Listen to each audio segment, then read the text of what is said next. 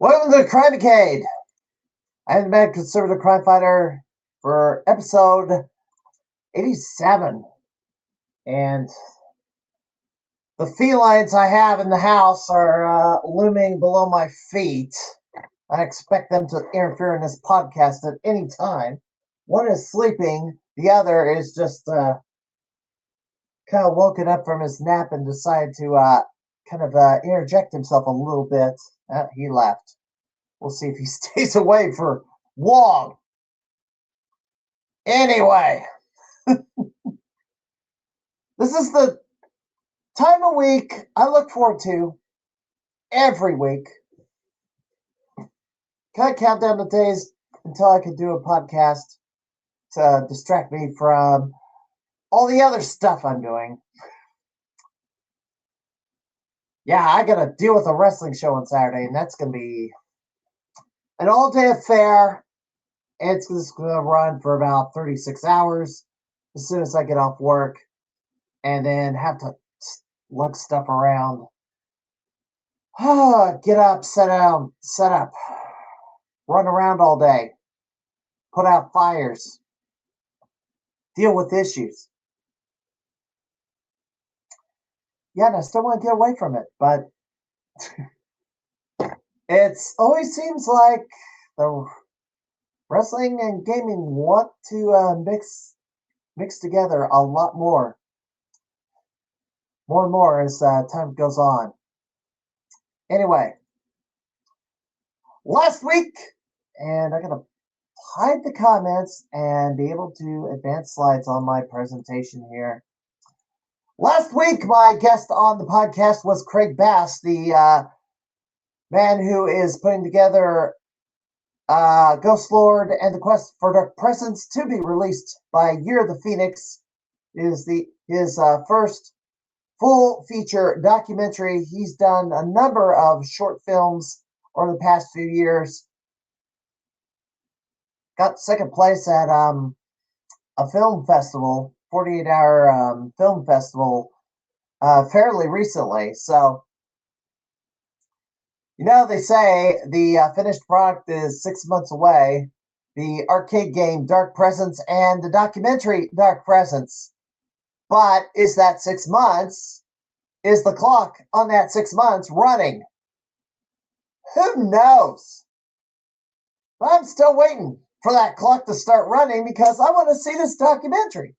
Because this will be the first documentary that I'll ever be featured in. First gaming documentary. Because there's been all sorts of gaming documentaries over the past 15 years. And I haven't been in any of them yet. Despite my gaming credentials. And so this will finally get me in my first one. And if you are a gamer, yes, I need gamer guests. You work in gaming, you're a turning competitor, you create content, you have some notoriety, or you're just plain a gaming fanatic. Let's have a conversation. Send me a message. You can do it on Twitch. You can do it on Facebook. Twitch/Rapsheet, bit.ly/Crimeycade will also get you there. And of course, you can message me on Facebook.com/Crimeycade. Right now, we're booking our guests for March. And, you know, I had not... It had been a struggle the last few months. And we got folks coming in. Thank you. Let them see their comments are showing up here.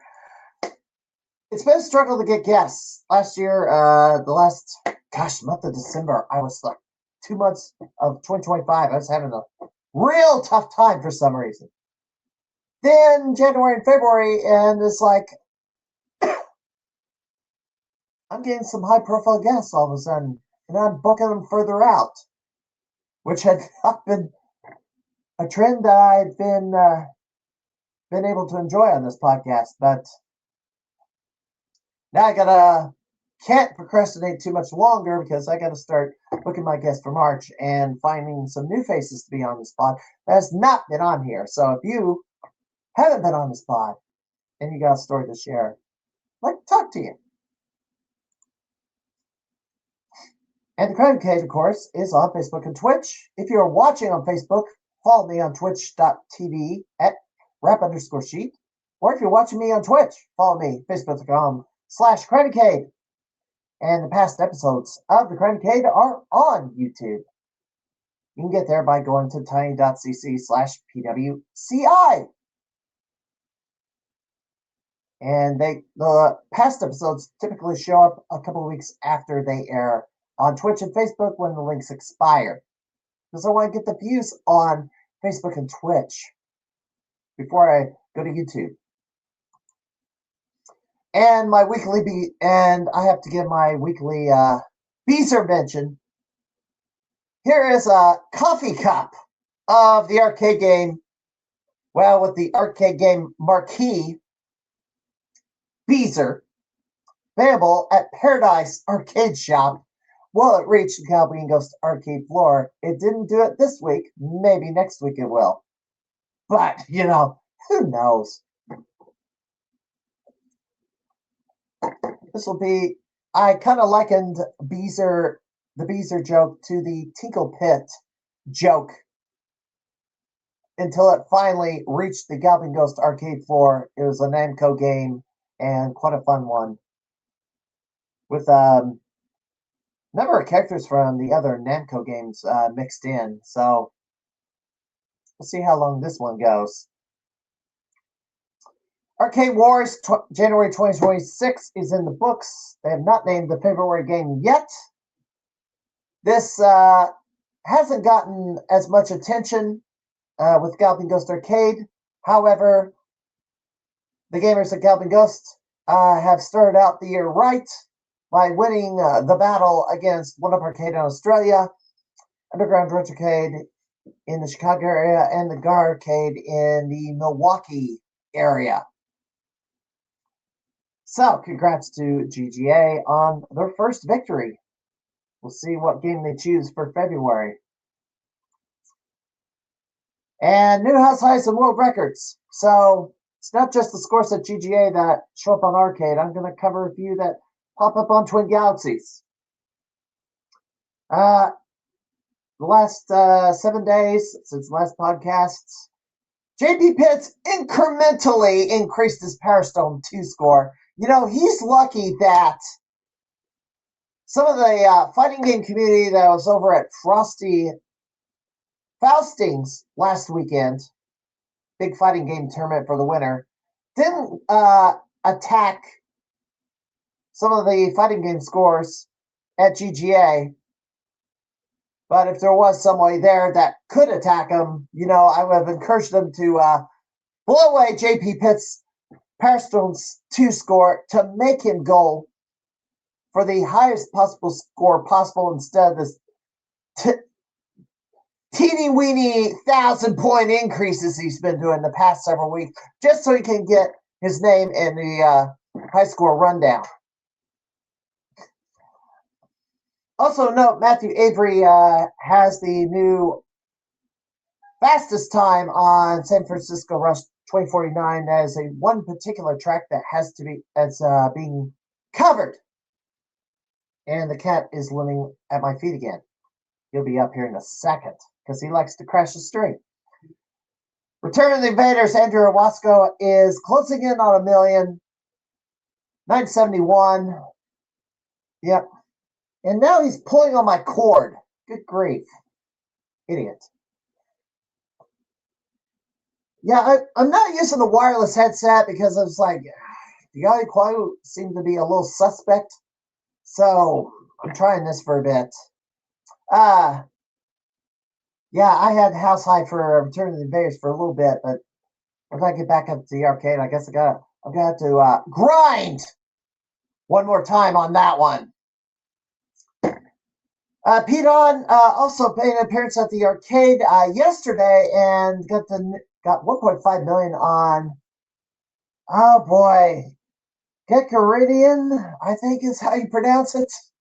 Congrats to Pete, former two-time Game of the Year. Over in Twin Galaxies, New world record on Ninja Commando. GGA does not have this game. Underground Retrocade does have this game. James Morris, 2.8 million on Ninja Commando for the Neo Geo. That is a 1cc. That was achieved at One Up Arcade in Australia at their new location. So congrats to James Morris. And a new world record on Moon Shuttle. This was done at Arcade 80s in Rochester, New York by Jeff Fiesel. Now, that score is not correct. Boy, why did I screwed that one up. It's, now I gotta look that up real quick because it's not, he didn't get 1.2 million on that one.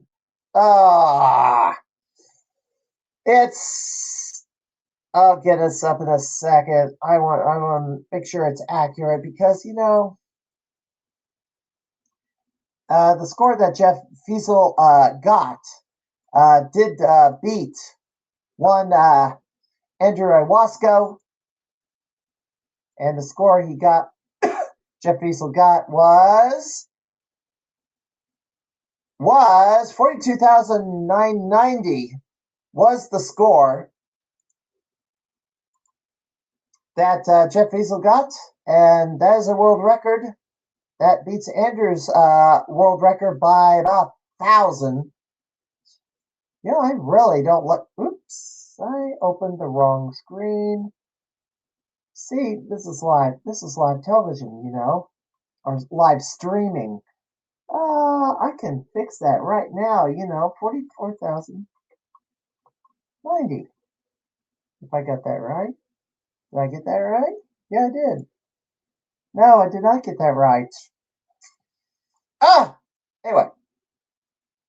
I'm wasting too much time here. I'm just yammering. Anyway. That's better. That's better. That's better. That's more accurate. Anyway. A-Train, we don't know the Arcade Wars game yet. They have not chosen one yet. But we'll find out maybe next week. Anyway, before we bring in our guests, so we have a bit of news and kind of interesting. Originally on my podcast, I was supposed to have the organizer of St. Joseph RetroCon on this podcast. Unfortunately, I came to discover earlier this week, while I was preparing to set up this podcast, that Colt Scobie is in a bit of legal trouble. And he has been removed from the St. Joseph RetroCon 2026. It is under new management. Scobie was accused of, theft, retail theft. And there was a closed circuit video, security video of him taking a five-finger discount. So I figure, since he's not associated with this con anymore, I decided to replace him with someone else a little more honest. Tonight, our guests at this time, representing the Augusta Video Gaming Expo, and this will be year number 2 for that expo. David Bryant, and his screen just went green on me. Let me fix this. Oh, come on. What's going on now? Try this. Well, David, exit out. I think you're going to have to unjoin and rejoin because for some reason it's green. Give me a second. Okay. And the bizarre thing is, see, In the green room, it's showing him as normal. When I bring him up, it's like all screwy. It doesn't make any sense. Weird. All right, we'll get him back in a second. Boy, that was weird. All right, introducing our second guest. Once David gets his thing back in order. Representing Retrofest Texas, and this will be year 12, is McGill. Did I pronounce it right? Yeah, you're good, McDill. McGill. Yes. Ventura. Yes. Also happening on March the 21st. In River Oaks, Texas. Yes. And David Bryan will be back in a second. Our third guest will be representing the Saskatchewan Retrocon, and I got it wrong. It's Gaming Retrocon. Yeah, it's Gaming Retrocon, isn't it? It's the Saskatchewan Retro Game Con. Thanks for having me. Thank you. I'm trying to get all my windows sorted, and they're kind of just on top of each other at this point. And now I don't got the right windows up on any screen. God damn! Oh, there we go. Anyway, David. I hope David comes back because he was supposed to be on the last round table, and he got called at the very last second. Let's see if he's back in. Let's see if it's working now. It's green again. Do you have a background enabled? No, I shouldn't. This is my background. It's working a minute ago. Wonder what happened. Yeah, go ahead and turn off your. There we go. There we go. That didn't make any sense to me. Hey, everyone. Hey. Wow. Anyway, welcome, gentlemen. This is my third, round table on this. It was supposed to be, the last one was supposed to be this third one, but it ended up being a one-on-one, so we can't count it. All right, let's just go around the room. Who wants to go first? Let's just go through the opening question is just kind of discuss your prior gaming history. We'll go with Miguel first. All right. Yeah, my name is McDill. I'm from Fort Worth, Texas, and hope you guys can hear me okay. Yep. And so I was an 80s kid, grew up with my first console wasn't in television. My mom found it at a yard sale, and so that was my first introduction to gaming. And from then on, and moved on to an Odyssey, Magnavox Odyssey 2, and then went on to a Nintendo, Sega Genesis, and so I was right in the mix of the 80s, in the 80s era, and so that's my biggest love is I'm big NES collector, anything from the NES era. I try to get my hands on. So yeah, that's my gaming history, and then so yeah, I'm glad to be here. I'm glad to meet all of you guys. David, we tried to have you on late December or the last part of the year, and then you had to take off to go buy a bed in the middle of the night. Yep. Which we found one. Must have been a Facebook Marketplace purchase because I don't think a store was open at that hour. Walmart was open, thankfully. What happened? Somebody break the bed or what? No, we had an unfortunate situation we had to remedy, so we'll just leave it there. Oh, wow. Okay. I don't know if I want. Yeah, I think that would be a good idea not to. I'll discuss it privately, but. Yeah, because it seems a little bizarre that you'd go out and buy a bed in the middle of the night if there's like some accident. Thankfully, it was before 11 p.m. my time, and Walmart was still open. I thought Walmart was open 24/7. Not since COVID. This is where I live, so what do I know? Or at least one of them is. All right. Quickly run through your gaming history. Sure. Gosh, over you. I'm 43. I'm turning 44 in March, and I started with Atari 2600 Nintendo Entertainment System, and my cousin had a Sega Master System. Mm. So things like Alex Kidd and Miracle World and Dodgem and Super Mario Brothers and Legend of Zelda were the games of the day. I still play NES games. Tetris is the favorite currently.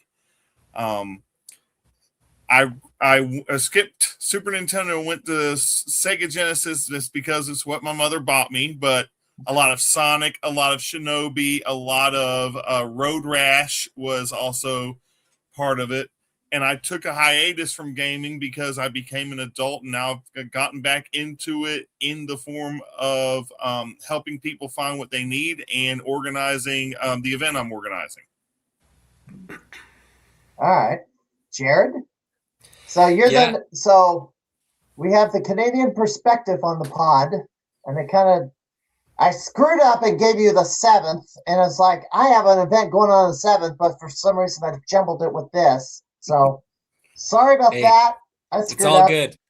It's all but you good. made it anyway. So that's Thanks for having me. And hi from the Great White North. It's actually, it's about +5 or 40 degrees Fahrenheit here. So snow is melting, and it's a beautiful February day where we are. So it's warmer there than it is here. Come on up. Really? Yeah, the world is crazy right now. It was -40, which is I think the same Celsius and Fahrenheit a few weeks ago. But yeah, things warmed up crazy here. So we'll take it. Thanks for the weather. I think it probably came up here from you guys. But yeah, so my gaming actually has a little bit of an American tie. So I started with the Nintendo, and my grandparents actually. So we're pretty close to the border, about a 3-hour drive, and they actually got my first Nintendo from Minot, North Dakota. So that's kind of the closest city on the side of the border from where we are in Saskatchewan. And so that's what I grew up with. I got my first Super Nintendo from my parents. And as you can see in the back, that's kind of my baby. I do like Nintendo and other systems, of course. The 360, I have fond memories of playing with friends and things. But the Super Nintendo, I think, is really where my heart got caught with video games. And of course, playing the Pokemon games on the Game Boy and stuff in the back, trying to look through the light when it's super dark. Those are kind of my fondest memories, I'd say. They're wrapped in plastic. It looks they're, like that. They're like a plastic. Here, I'll show you. They're just like a plastic cart to protect, but they're like a hard plastic. So when my kids knock them off the wall, they won't break as easy. All right. So we'll go around the room. What was the hook? What was the first game that you touched that got you hooked into video gaming? Now, for me, it's Space Invaders in the arcade. So, Mr. Ventura, I'll start with you. Well, that's a good one. I think for me it was on the television. It was Dragonfire on the television. Whenever I bought the television, it came with that game. It came with that and Atlantis, and I think those two games spent many hours. I didn't even have the overlay, but I figured it out. I figured out what it was kind of tough to figure out what number did what on the television, and so they didn't have any overlays. So just trying to figure it out, and once I did, it was just those two games are very got me hooked on gun gaming. From then on, it was on after that. Now, what got you wanting to buy a television? My mom bought it at a yard sale, and so okay. So it was not something you saw that you touched and wanted. It's like something. No, your mom bought one. Yeah, I never got new consoles. My parents didn't have much money, and so my mom just someone she knew was selling all these television consoles. I don't know where he got them from, but my mom knew who he was, and he called them they called them Ataris, which it wasn't even Atari, it was an Intellivision.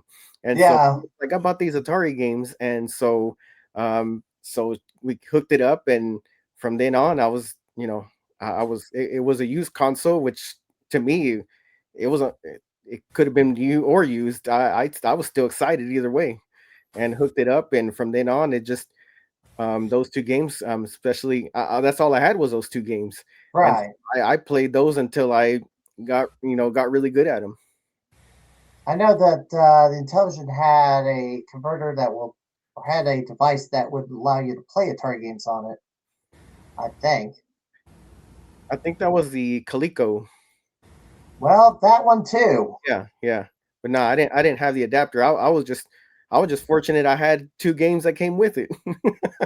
All right. David? Well, the Atari 2600 was the first console I played, and it was Pitfall and Dodge 'em.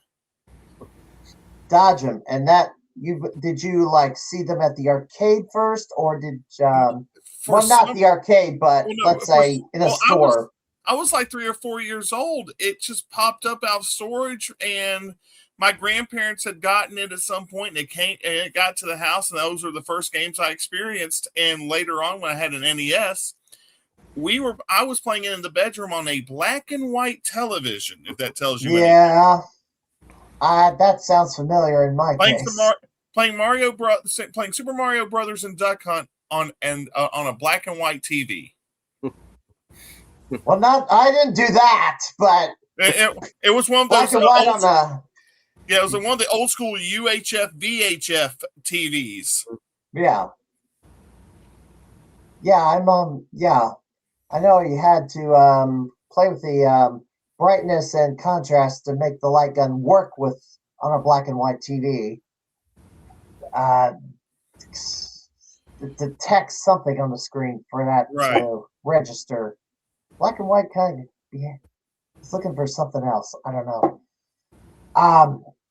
Okay, so family bought it, and you saw it and got your hands on it. Got to play it, and then the third game I played on the Atari was Word Zapper, of all things. Oh gosh, I have that one. It was not great. It's just like it has probably been 37 or 38 years since I played Word Zapper, if it tells you anything. Yeah, I'm familiar with that one. Parents got that. I don't know why. Look, it was free. It was given to us by my grandparents, and I wasn't asking questions. I was just enjoying it.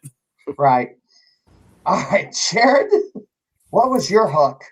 Yeah, I think for me, and it's a pretty classic answer, but I think it was Super Mario World for the Super Nintendo. It was kind of just at the perfect age for me. I grew up kind of playing the Mega Man games from Nintendo, and I always sucked at it. I couldn't get, past half the level. I always thought the mid-boss was the boss.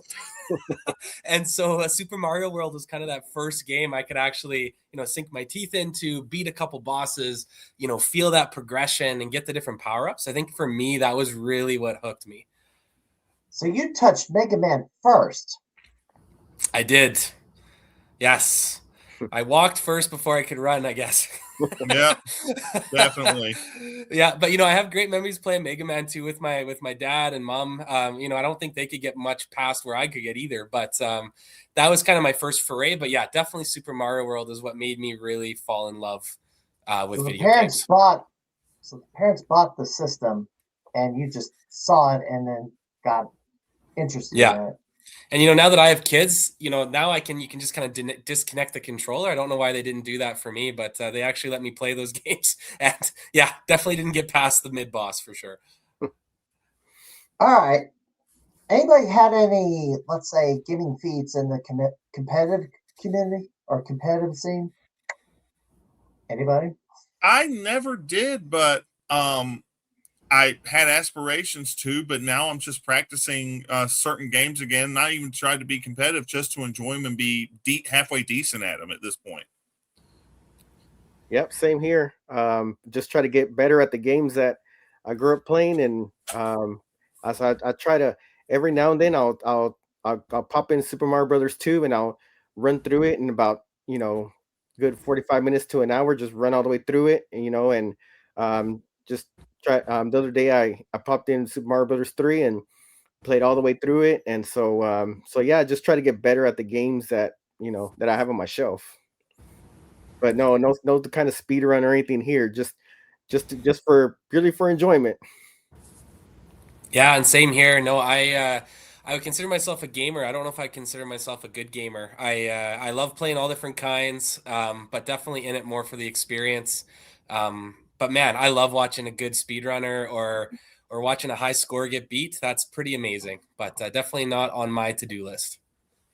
Do you encounter any of the touring tournaments like Powerfest or the Nintendo World Championships?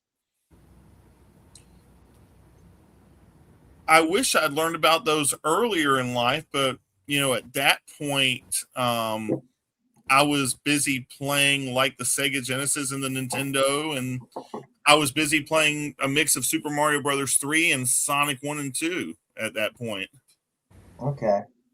Yeah, we knew. I didn't even know anything about that. I mean, I I was just playing the games, and I was kind of sheltered a little bit. My parents didn't know about events or anything. I would buy everything at flea markets when I would go with my dad in the mornings, to the flea market, and so that was the only time I saw games that I could actually purchase. And so actually, we had a at Retrofest one year. We had a Tetris contest to see who could get the highest score, and there an actual person that's really into Tetris competition showed up, and he was cool about it. He let people, because we had a whiteboard and where people can put their scores, and he let people kind of put their scores up there. He didn't want to ruin anything. So, but that at the end of the day, he just went in, just wrecked everybody because he got to the kill screen and just pretty much he maxed out the score at all nine. So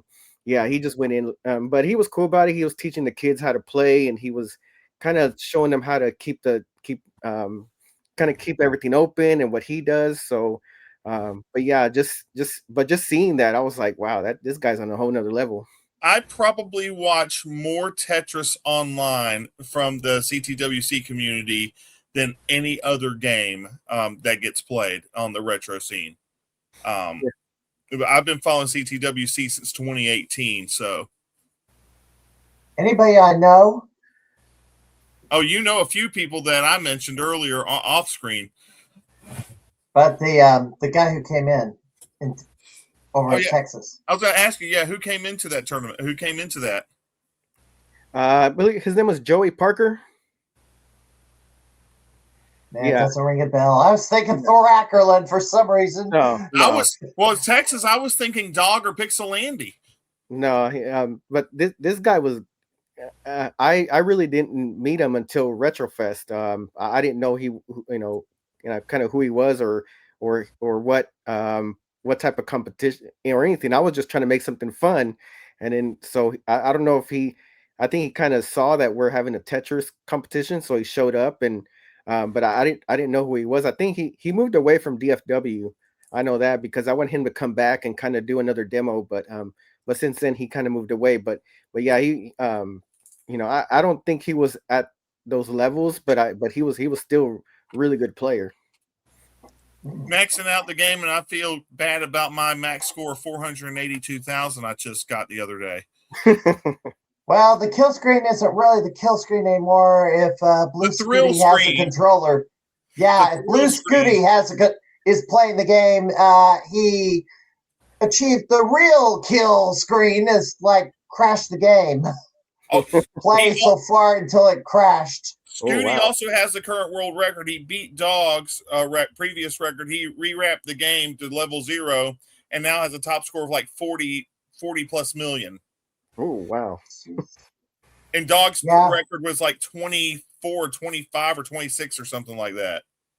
I can't imagine playing at that high of a speed for that long. No kidding. What people don't know is like there's one level that lasts 800 lines. Well, even then, doesn't matter because it's like it's still it's like high rate of speed, the highest rate of speed. Yeah, and I can't imagine going a long period of time because I have to think where I'm gonna put the piece and fit it in clear line. Is like I'm spending too much time thinking and not enough, which is why I can't keep up with them guys. No. It's not really my voice. more do of a good. platformer or a scoring person. I though, do you good know? to start on level 12 or 15 and get to level 19 because level 19 kills me. Yeah. But then again, they got a special cartridge to do trading on, so Yeah. and I don't have it, so maybe that is a big factor.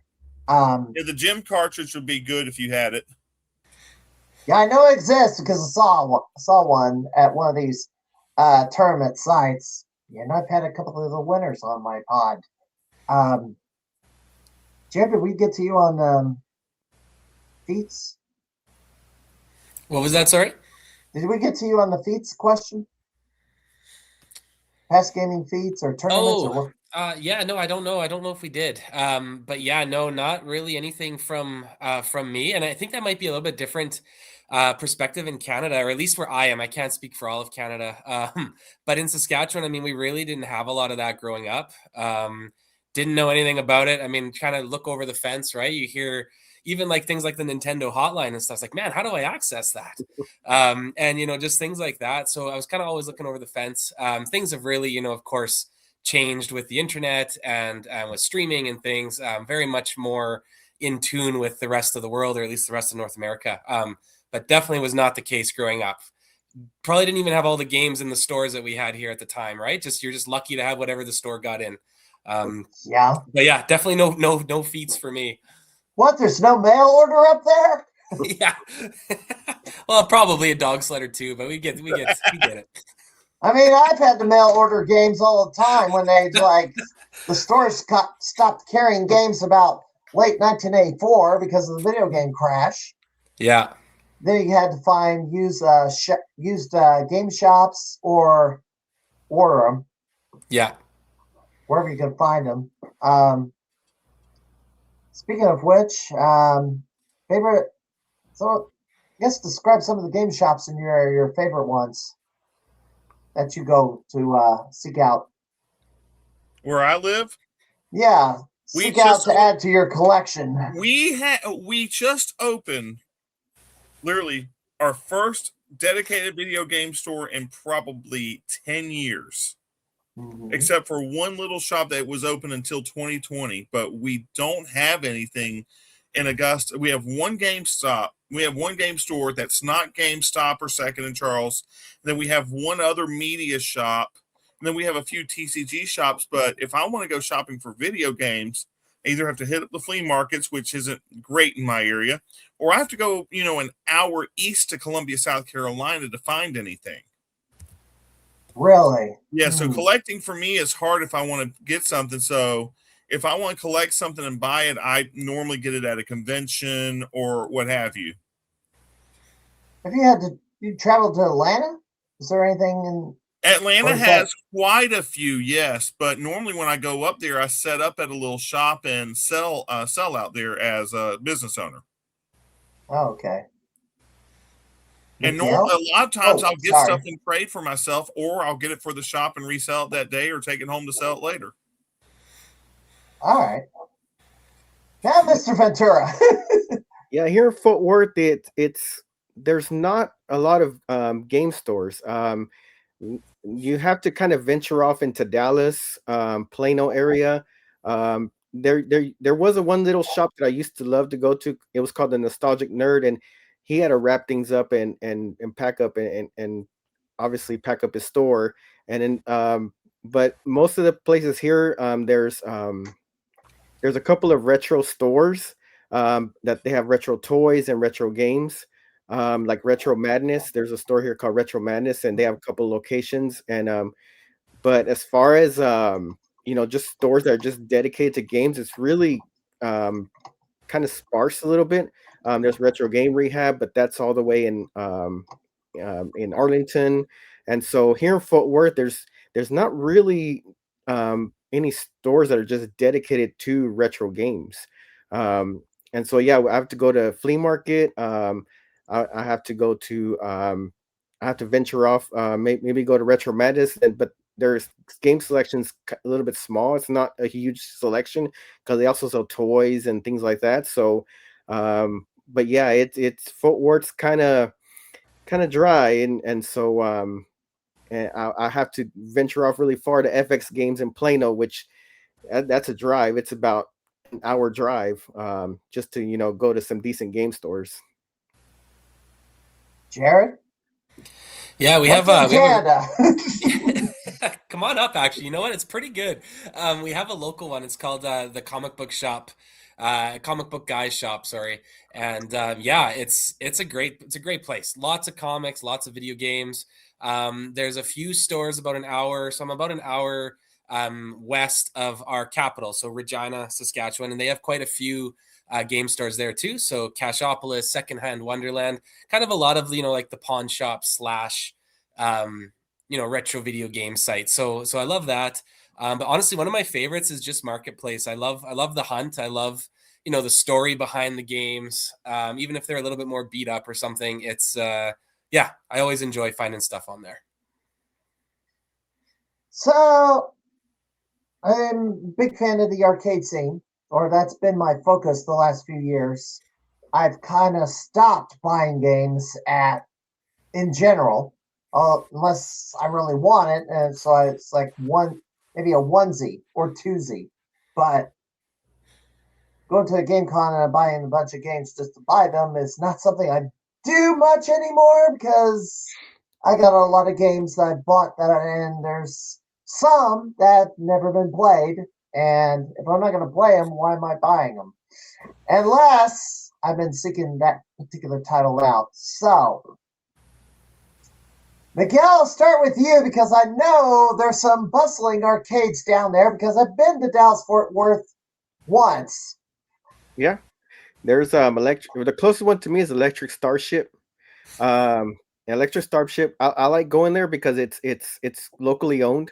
The owner's always there. His family's working the counter, and so I really like that. They got good selection of pinballs, a good selection and they're always having events there. So I like that it's locally owned, and and so we do have Cidercade. Cidercade's more of a kind of a corporate chain. There's Free Play, and so yeah, Free Play. There we go. Yeah, Free Play. Yay! Yes, I've been there. Yeah, there's a lot more popping up now, and there's a lot more in the DFW area, and but the one closest to me is Electric Starship. So I like going to that one, especially because it's close to home. I don't have to drive too far. So so yeah, the arcade scenes here is booming, which I like, because it just takes you back when you walk into an arcade room and you hear all the noises, you hear all the pinballs going. It really takes me back to the days when I used to go to the mall and used to go into the tilt room, and here we had the tilt room, and it was actually you go to the food court and it was like downstairs. You'd walk downstairs and it was like this whole downstairs area, and there was tons of arcades there. So it really takes me back to those days when we'd go to the mall and play the arcades. There's something else in the Dallas-Fort Worth area, and I've been to it. It's up in Frisco. Have you been to the National Video Game Museum? Yeah, National Video Game Museum. We actually, Dallas, I'm part of Dallas Retro Gamers, and sometimes we'll have our meetups there. So John is really cool about hosting us, letting us have our meetups there. We have our Christmas parties there. Our Christmas party get kind of crazy because we do a white elephant, and so everybody takes gifts and everybody tries to steal, and so I've been there several times for events, and just also to just take friends that come into town. So really good spot. Like I said, John's a really cool dude. He really you could tell the work he's putting into that place, where you just walk in, you could see the detail, the attention to detail. And of course he has an arcade room, he has consoles set up that you could play, and but yeah, it's a very good spot. I really love it. Yeah, I wish I could go back. I have kind of some sort of idea to donate my campus challenge materials either there or to another museum in California, just so it is preserved. When I'm not here anymore. Yeah, I'm not looking forward to that, but Yeah, he's got rooms set up as if you were like back in the 90s. He's got with the 90s posters and everything. You can kind of take pictures and it looks just like a room would in the 90s. And he has a room set up like it were like if you were back in the 80s where it has the big TV that has the wood grain around it and you know, has like a coffee table and everything. So you can kind of step back and go into that room and be like, wow, this looks like I just stepped back into the 80s. And so he has an Atari area set up like you would see at the store, and he has Atari games, and he even has like a little bin that's kind of a demo, like a bargain bin with Atari games in there. So it kind of looks like you're at a store looking at Atari games all over again. Yeah, back in the recreation in 1984, which was wild time, but the parents didn't let me buy willy-nilly anything I wanted out of the bargain bin. So yeah, I can do it now at a Game Con because now there's these totes full of old Atari games. Yeah. But I about got overwhelming majority, and now it's just the obscures left to collect if I want to spend the higher amount of monies on them. Yeah, that's how I'm with my Nintendo collection. I'm over 600 on the NES, and so the games I have left are the more rare. You know, it's going to cost me to complete the whole the whole collection. So but I'm already up there to where I'm going through looking at games, and most of the time they're all commons that I already have, and every now and then one will slip through the cracks. So I'm like, oh, I can't believe I don't have this one. But yeah, I'm over that 600 mark on the NES, so I'm really I've slowed down a lot. So now I'm just getting more picky about what I buy. David, we'll go to you next. Yeah, we have two within about 20 miles of Augusta. One's in Aiken, South Carolina, a place called Radioactive Pinball Arcade. In fact, they are our partner for the expo. They'll be bringing some arcades to us. And then the other one is called Retro City Arcade, which is in Evans, Georgia, about 15, 20 minutes outside of Augusta. Both places have probably somewhere about 100 to 120 machines. Everything's on free play. They have everything from 50s and 60s pinball to the newest things that are used in competition. They have arcades anywhere from old school Galaga and even like Pong on the tabletop to the newest multicades that have 10,000 games on them running on a computer. Go in there, have a lot of fun. You can pay for an hour or pay for a day, and both places treat you very well, and they have a lot of good stuff going on there. Jared? That's something here that we're really missing. We don't have anything really. There's a few places, like escape rooms or movie theaters that will have a little section of a few pinball machines or a few arcade machines there. But yeah, if anyone's got the entrepreneur spirit and wants to come open one, I'm sure that there's room for one. Moose Joe. I've given up trying to spell Saskatchewan. I'll just say SK, but that works. SK works. We've been called worse. I know there's a few Canadian gamers up there. I want to see where this thing is, where this Jaw SK, where this town is in terms of the how far north from it's a little bit. Yeah, we're about 3 hours drive north of the border, I'd say. Yeah, straight. Yeah. Have you been to America? Oh yeah, lots. Yeah, we got a Canadian viewer. Hey,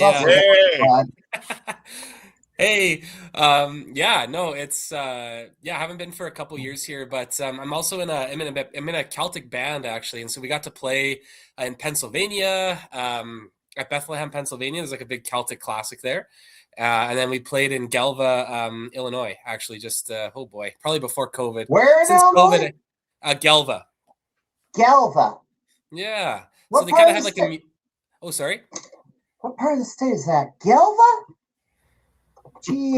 GLVA? They kind of have like a concert series. So we flew into St. Louis and then just drove over. But yeah, like Oh, it's great. near the Quad Cities. That's why. Okay. That's why I hadn't heard of it. It's not. Yeah, it's only a population. It's like 2,500. Yeah. But it was a It's fun not. party. They put on a good party. Wow. But yeah, no, I have lots of good memories down south for sure.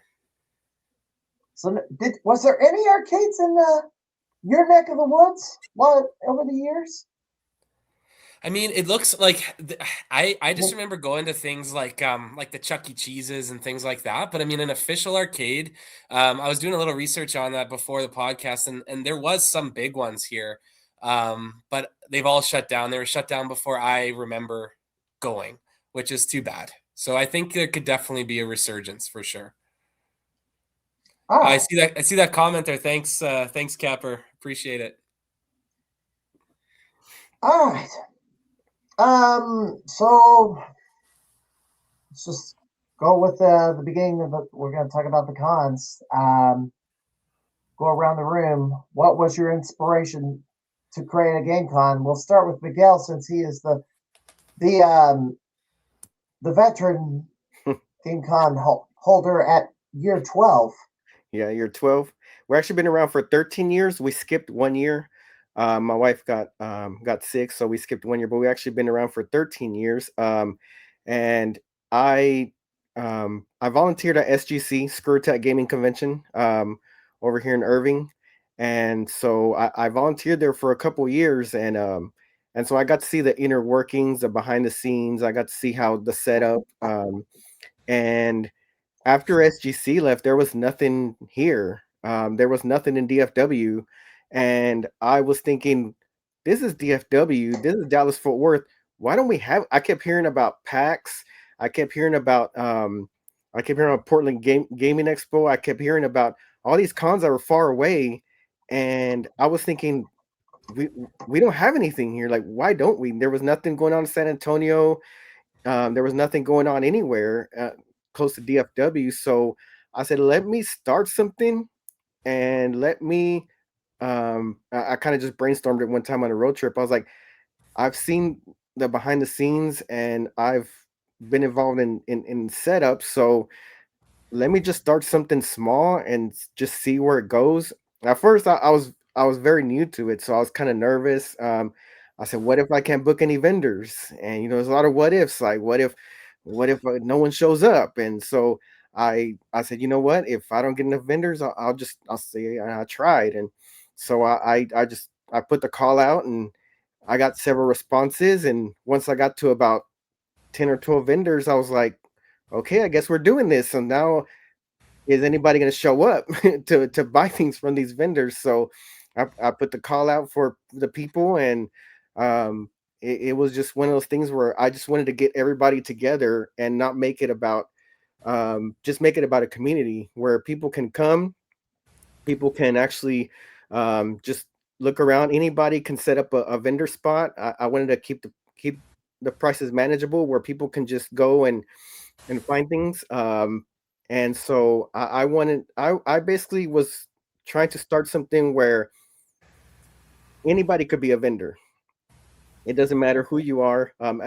I never wanted to have a big show. As much as I love big shows, I wanted to create something where um, parents can bring their kids, people can just show up and not have to break the bank, and the vendors can wheel and deal.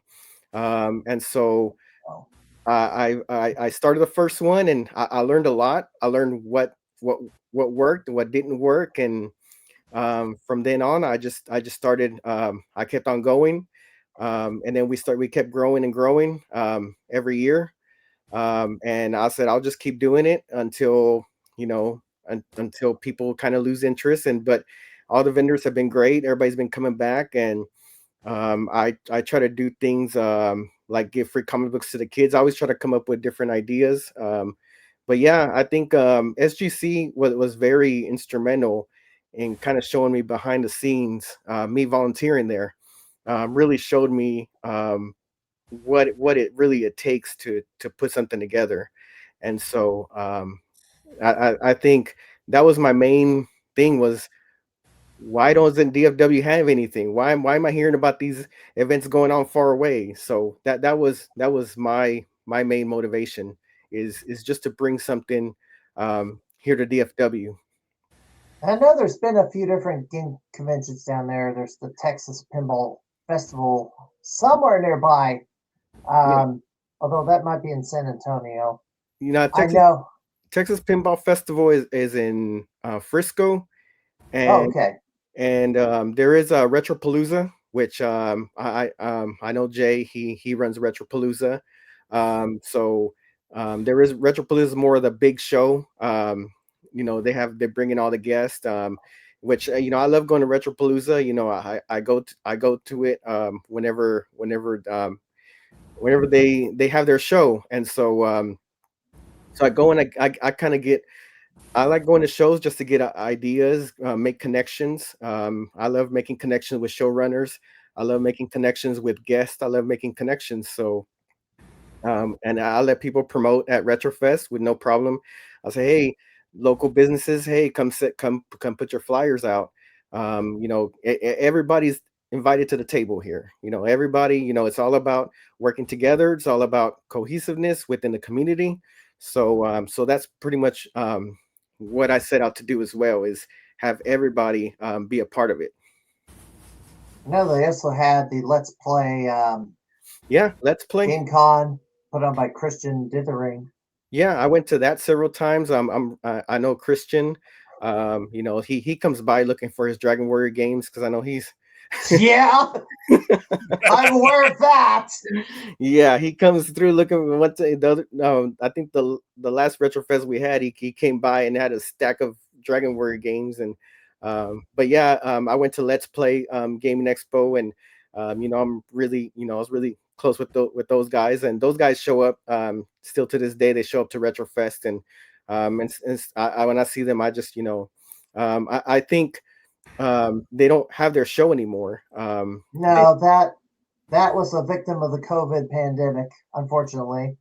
Yeah, I went in 2018. Yeah, and I know one of the guys that he was kind of co-owners of it, and he kind of explained that they try to grow too fast, and that kind of did them in too as well. They try to expand a little bit too quickly into bigger conventions, and so that kind of from what he told me, you know, that's kind of that was their downfall. And so, but yeah, I'm still real good friends with those guys as well. There was a Let's Play Gaming Expo. I think they came in after we started. And Yep. But yeah, Let's Play Gaming Expo, Retropalooza. Retropalooza still going. Still, Jay still got Retropalooza going on. So, but yeah. Yeah, I had the fun of riding down the train, taking the train down to Dallas Fort Worth, and then renting a vehicle, and then having a hard time navigating Dallas Fort Worth without a GPS, or a good one anyway. I had something, but it wasn't all that great. Yeah.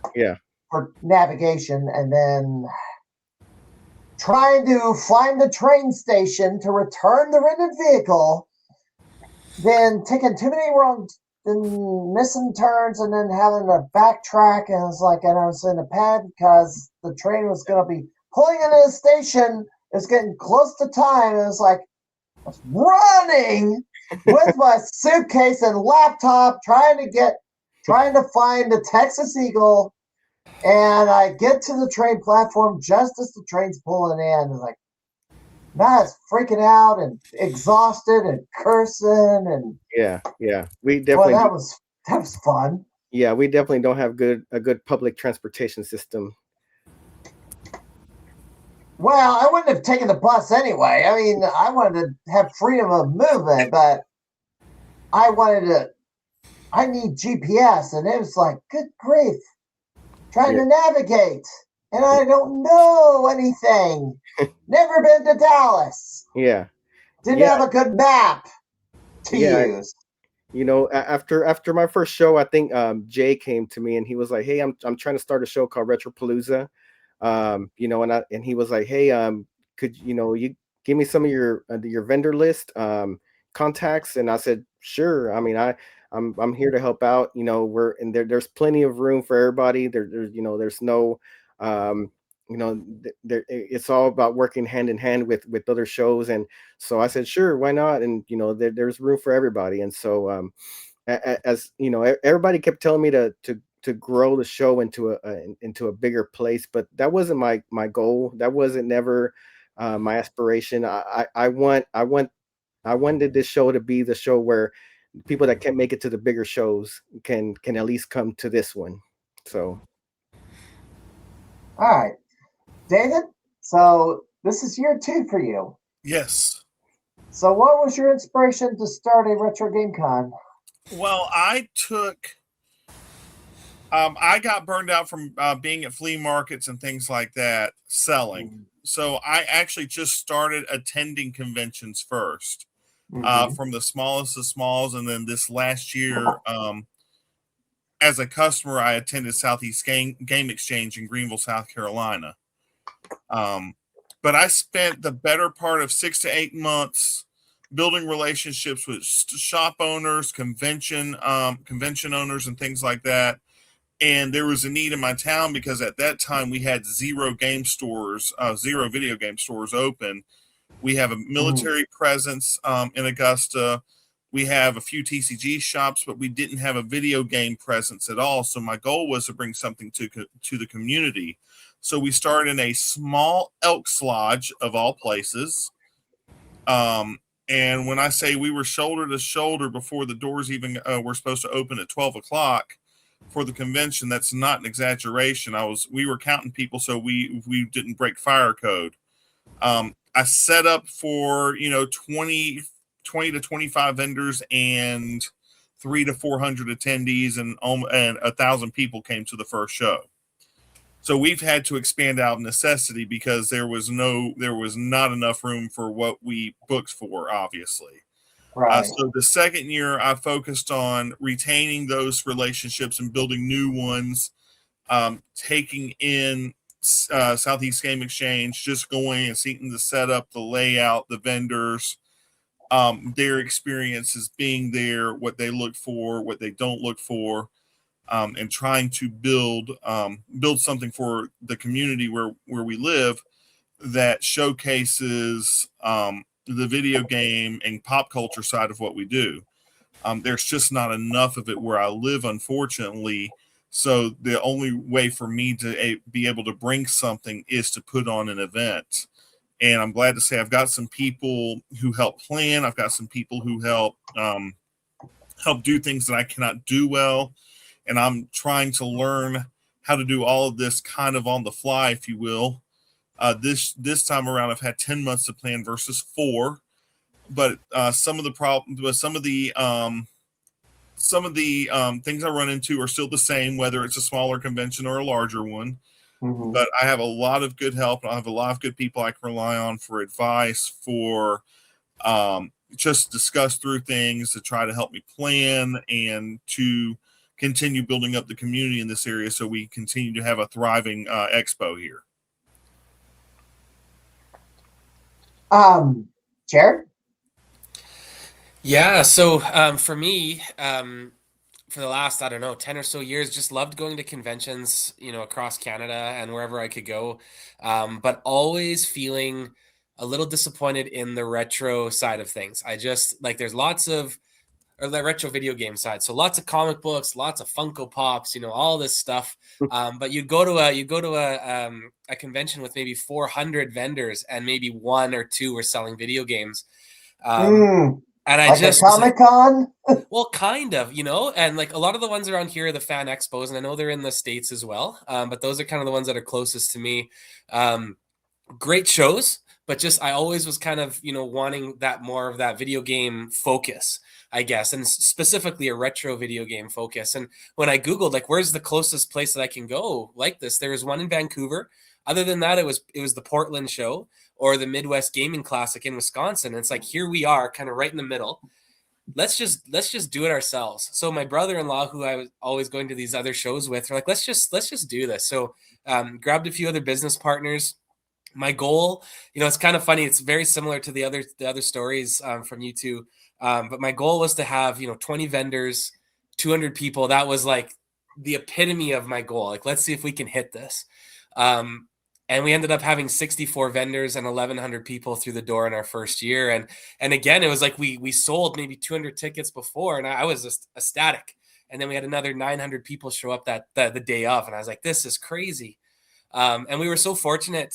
We just had so much local support. We were able to get a great facility kind of right off the get-go. We have a pretty new hockey rink here, as 20,000 square feet we were able to use out of there. They gave us, kind of a deal the first year just to get us off and running. And it's just exploded ever since. So our first year was just this last September. And we did a one-day event because, again, the same fears, like, is anyone even going to show up at this thing? What are we doing? And so this year we're having a 2-day event. We have a few special guests coming. I'm really excited. We can't share it yet. And again, just really trying to grow organically. And I really liked what you said there, Migdal, about just like trying to grow slow and also keep our costs low so that we can have all these cool vendors, right? We don't want all the corporate's great, but we don't want all the corporate vendors. We want the mom and pop shops. We want these people that are doing it, as a side gig after their 40-hour work week to be able to afford a spot to sell their stuff. And that's what gets you all those unique things. So we're really striving to keep the costs as low as we can for that to happen.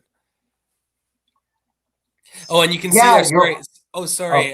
Go ahead. I just was gonna say.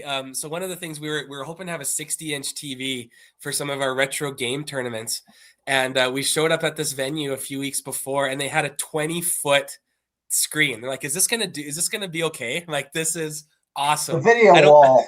I don't care if there's lag. I don't care if you can see every pixel. We are using this thing. And it was awesome. Yeah. And I think that's what we're really trying to separate ourselves from these other conventions is our focus is the retro video game tournaments. We're going to have the vendors, we're going to have the guests, but that's where we really want to keep things special for us.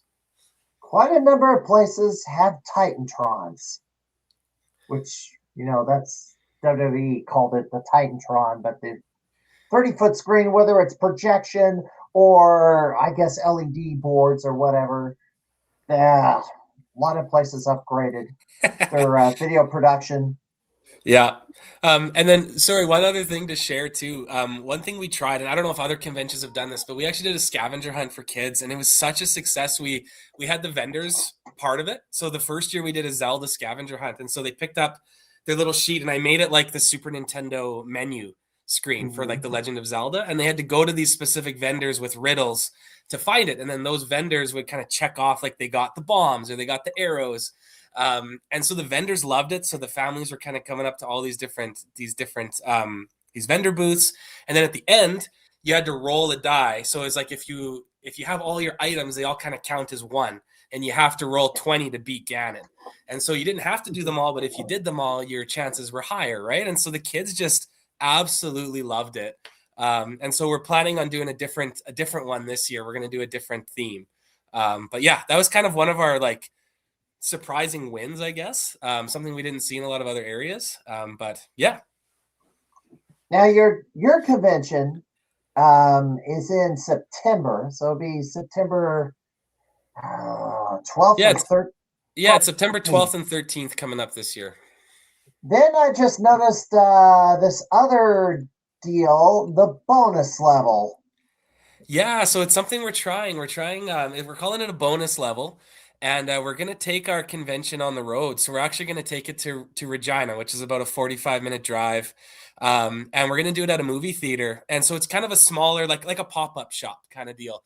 But we're calling it the bonus level. We're going to have 2 theaters. We partnered with a local kind of like a retro theater that shows movies that were past. We're going to have 2 theaters. One's going to show the Lord of the Rings marathon, and the other one's going to have video game tournaments. People can kind of go back and forth as they please. And that's coming up April 18th. So it's kind of halfway through the year between our convention, our flagship convention, I guess. Okay. Yeah. take this down. So, and I'm about to be joined by this guy, this turkey. Aw. Yeah, he's gonna take over he's gonna take over the podcast. Cody. And he's taking a bite on my hand, and I had to miss the convention because of him throwing a temper tantrum over not being able to go after an intruder that he saw outside. So, anyway. Well, so we were out in the room first. What are some of the challenges that you've experienced in getting the first convention going? And I think you alluded to some of it. Trying to avoid growing too fast, too quickly. But some of the other stuff that you had to deal with before getting your very first one off the ground and then the subsequent one. Go with Miguel first. Actually, no. Let's go with the newbies first. Yeah. David. Sure. For me, really, was the confidence to put on the convention and to book the space, because I had support from friends that I'd met that year about doing show, coming to support our show and this, that, and the other. But for me, it was the confidence to be able to do it. From there, it was then finding a place that we could host it that was within a budget. Because again, I was doing this, on my dime and trying to raise money. And we didn't even do tickets for our first year. We did it free for the community to try to see what kind of response we would get. And the response was overwhelming. But we had some community partners. We had a couple of charities, nonprofits who came. And it lining up, And David froze. Oh, sorry. Did I freeze again? We still together? Yeah, I'm here. Can you hear me? I can hear you. I can hear you guys. What is going on here? Uh-oh. Did we lose everybody? No, I'm here. Can you hear me? Yeah, I can I hear don't you. know what happened, and I'm hardwired, so it can't be a wireless flip. No. Did I freeze? No. Weird. I blame it on the cat. Might blame it on the website that you just brought up. I don't know. It shouldn't have done that, though. That's the thing. There is a picture gallery on one of the pages, though, if you want to take a look from last year. But I was lucky enough once we announced the convention to have Michael Thomason contact me and offer to become a guest for us and not charge us to be a guest for the convention. And that meant the world that someone with his prowess and his history of the convention would be willing to do that, and that gave me more confidence than anything. And once we had that and everything else, it was off to the races for us. He's going through some pictures right now. These were taken some during and before the convention. There's Michael right there, actually. Oops, go back. Yeah, I'd like to I've reached out to him about appearing on this pod. He's not responded. I'll talk to him and see what's going on. I mean, he might be busy. But He's a history professor up near Buffalo, and he lives in Savannah, Georgia, part time, and that's why we're able to get him, because he'll be in Savannah during the convention. So he's teaching classes. Yes, that will take up all your time. Now I see why I can't get it. Why he may not have time for me. That's perfectly understandable on that front. Yeah, he teaches classes late spring, some in summer, and then especially in the fall, he teaches a lot of classes. I should wait till the semester's out. Yeah, exactly. School's out. Brown box right there. There's Bears Brown box. He brought that last year, and we had kids playing that, and that was a big draw for a lot of the historical nerds to be able to take in the brown box. The original Odyssey 1, or the very first, right? Or the prototype Odyssey. That's the prototype, yes, sir. Wow, that's cool. And it still And works. so we were lucky to have that. As again, you can see the space wasn't that big, and we crammed people in. And some of this is later in the day, and we still had a lot of people there for the room that we had. What place was this? It was like the size of an American Legion Hall. Yeah, 3,200 square feet for 2 rooms, like literally a dance hall and a little dining room. When I say we were packed in like sardines, I am not exaggerating when I say that. Yeah, I kind of know the feeling because. But see, look, you got the little kid playing the brown box there. Yep, and I see And this to me, guy that's right here, cool. or this To me- girl, guy or gal. I don't know. She didn't seem interested, but she was there with her family. So, Boy, what is with that look on her face? It's like she didn't had a scowl on her face or something. there we go. There's me and Michael. So, yeah, I can relate to the size of a space. Missouri Game Con, their first year was in an American Legion Hall. I was a guest. They had to monitor how many people were in the building. Some subsequent year, they had to use a smaller space, and it was tight. and there's some of his stuff. Controversy was his latest book that he had brought with him, and he told me he probably sold less autographs and books. He sold more video games than anything at this place.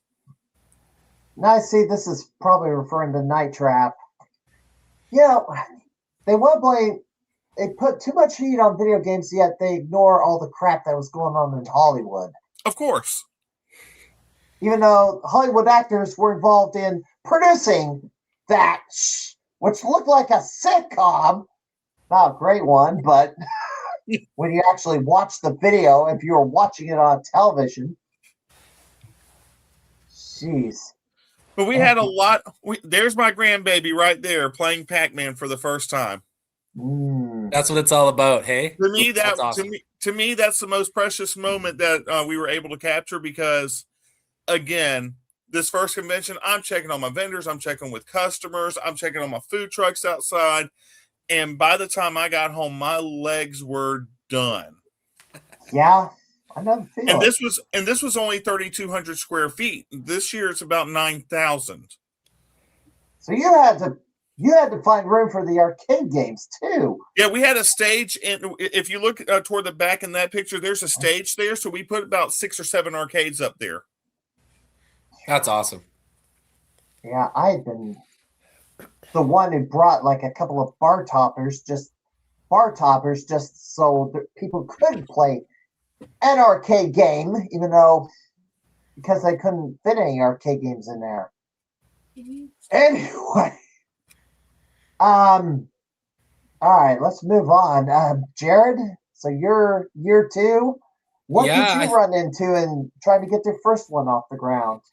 I think we hit a critical point just a few months before our first convention. So, like I said, we were trying to start small and things were growing fast. And the first venue that we had, we were starting to feel like there may be some issues, but it was very affordable to us, and it was kind of a critical point. Like, do we stay on this course, or because we're starting to see growth, do we just go big? Do we get the venue that can hold us for years to come, and do we just make that leap of faith? And we kind of went back and forth, and we ended up doing that. We ended up just taking that leap. Like, this is the venue that's going to be able to support us. There was just a little bit of that gut feeling, like, I don't know if this other one's going to happen. And if that happens in your first year, I feel like you're kind of done, right? Like, if you all of a sudden cancel on your vendors the day before, or you cancel your tickets, like, I felt like, this is the point. We either move forward, or there's a very high chance that it's a 1 year, one and done. So we made it. We made that leap, and we couldn't be more happier. We have a cooperation with this new venue for years to come. So that was definitely a turning point for us. So year 2 is approaching, although it's 6 months away, being September 7. Yeah. We sorry. Go ahead.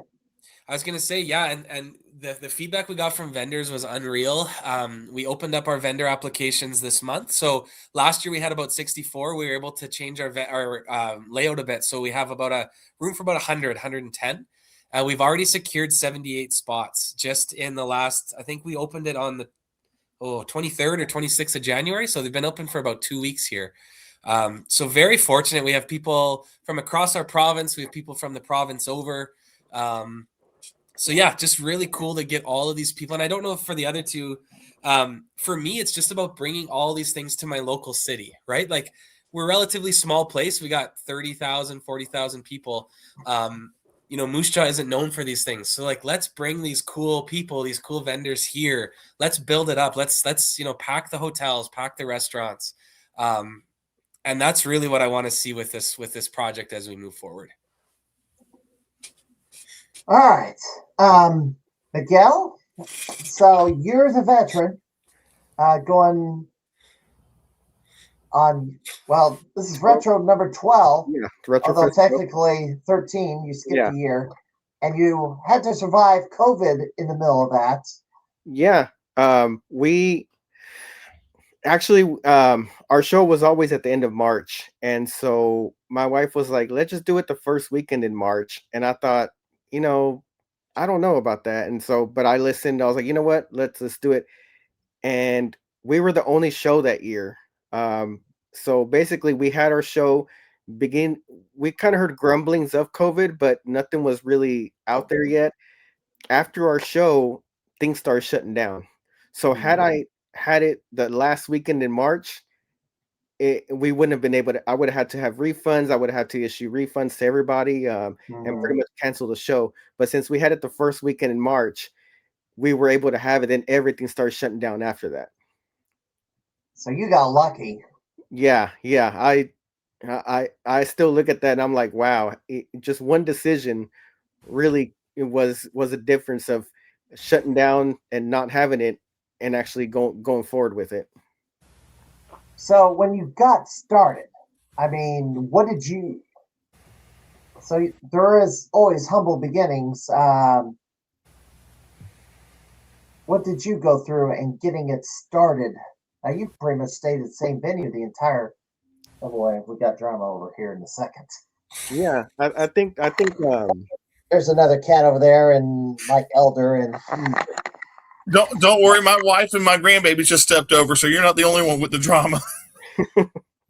Yeah, well, she's taking a nap, and now she's going to be having to jump out of her chair and run away because she does not like him grooming her. But she's her. Yep. Now she's running. She's had enough, and then she's going to come up here and crash my pod next. Anyway, I'm certain of it. Anyway, Miguel, go ahead. I think like with everything, just figuring out the logistics, figuring out where am I going to get my tables from, because I have to rent tables. Where am I going to get tables and chairs?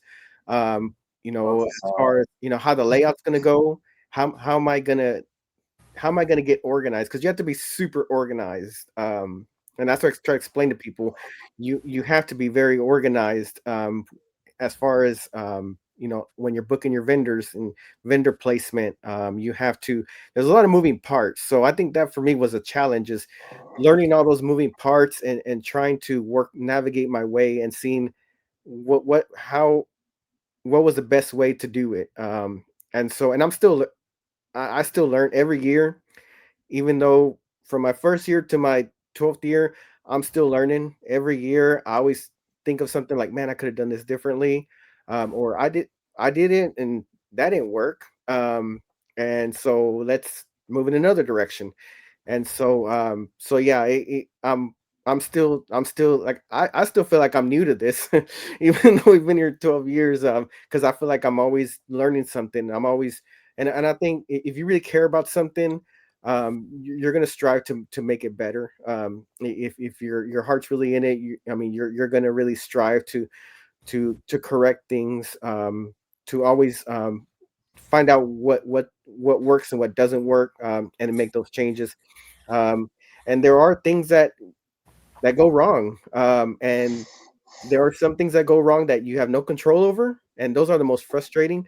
There are some things that go wrong that you do have control over, which you can kind of manage. But when those things that you have no control over go wrong, it becomes really frustrating. Like one year, our restrooms went out of order, Oh, that's nice. and so you have to find a way to navigate that. And so and, things that can go wrong. But if everybody that attends your show, everybody that knows you knows that you have the best intentions, and you are very well connected. They understand. They understand. You may be disappointed. You may feel like you disappointed them, but you'd be surprised. They understand a whole lot more than what we think sometimes. And so, but yeah, just navigating logistics. I I book all the vendor spots. I create the lanyards. I Mhm. somewhat have a graphic designs background. I create the lanyards. I create the flyers. Anything on the Retrofest page, I'm the one posting. So I'm pretty much, my wife and her crew, they run the concession stand, and our Mhm. concession stand's been a work in progress, but I think we've got it to where people really dig our concession stand, because we run our own concession stand. And so my wife and her crew, they do a really good job. So at first, I think the first couple of years, we're trying to see what works, what people like, what people don't like. Then we started making tacos, street tacos. And so we went with the street tacos, and boy, they were a hit. Some people show up at 10 a.m. when we open asking for the tacos. They're like, "Hey, where are the tacos?" And so we had to make our opening for a concession stand 1 hour earlier, because we already had a line forming, because everybody wanted tacos. Everybody wanted everybody loves our concession stand. So but yeah, our concession stand's always been a work in progress. We try to feel out what everybody likes. We actually have little servers. Um, we kind of give kids an opportunity to be servers, and they'll take the food out to the vendors. We'll sell stuff from our concession stand. They can order. Our little helpers go take the menu out to the vendors, and they can actually circle under what they want and pay them, and they'll go to the kitchen for them and bring the food out to their table, so they don't have to leave their table. So I think that's one thing that we really try to do, so to help out the vendors, because I know sometimes you get hungry and you don't want to leave your table. um, Right. so that was one thing that we kind of came up with. And the vendors love it, because they see the kids going out there and getting their order and bring them their order. And then so yeah, and the kids love it too. Now, have you ever felt like you needed more room because any particular any of the time you've run the convention, you Like felt needed you needed more room than you ran out? Yeah. Every year, we always have last minute people. Once I'm booked, I always have last minute people trying to get in. I do have like an overflow area, but I don't really like to use that. I think I have run out of room, but that's just the way it is. Retrofest, everybody knows. I tell people, hey, if you know you're gonna win a table, get in early, because we do start filling up. I do limit my tables, as far as I ask, because I do limit to 4 artist tables. Mhm. And I'm not gonna say no to Funko Pops, but I do allow one Funko Pop vendor. Just because I don't want to say no and be like that, because I know there are kids that come with their parents, and they're into that. So I do put a limit, but everything else, I kind of screen people before, and kind of see what they sell. I had one gaming store reach out to me.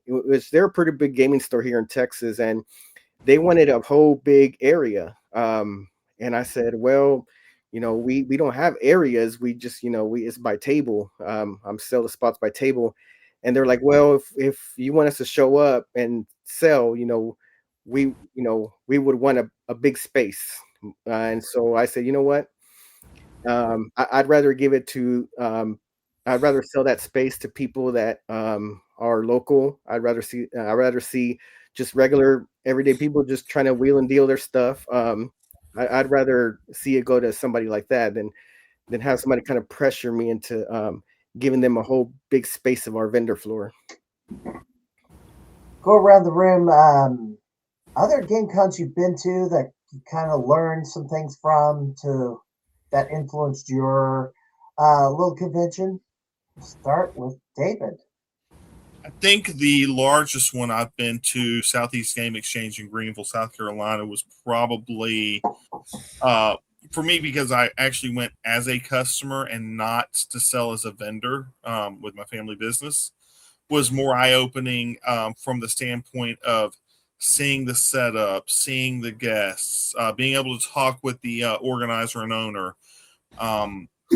seeing, my friends at work and how, their setups and things like that, how he set up the room, how he goes about getting his vendors, how he goes with game developers or charities that he supports and things like that.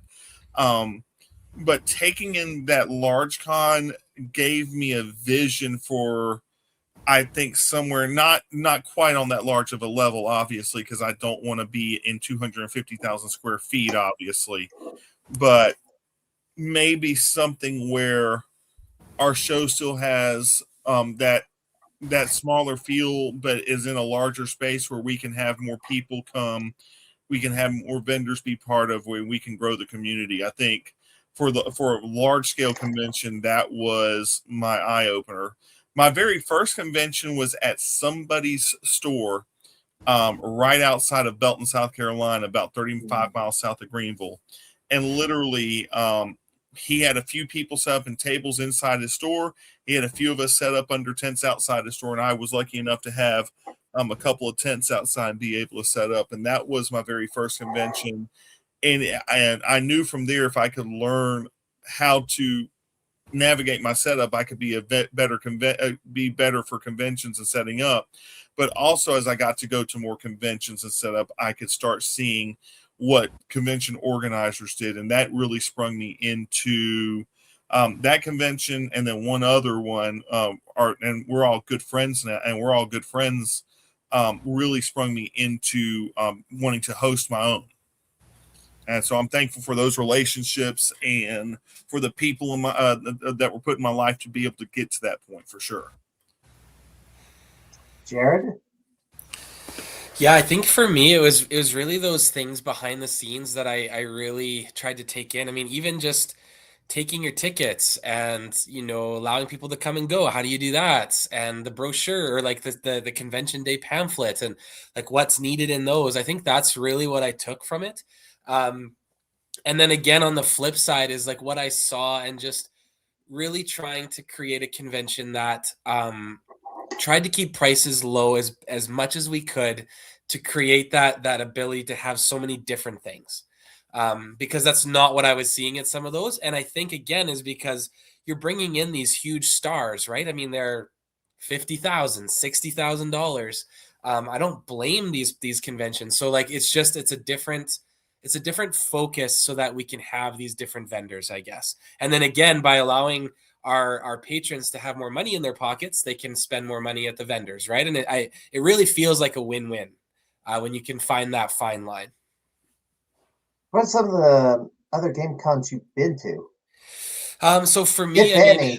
Yeah, so no game cons specifically. So some of the bigger like fan expos, so like the Calgary and Edmonton Expo in Alberta. So those are kind of the biggest ones that I've been to.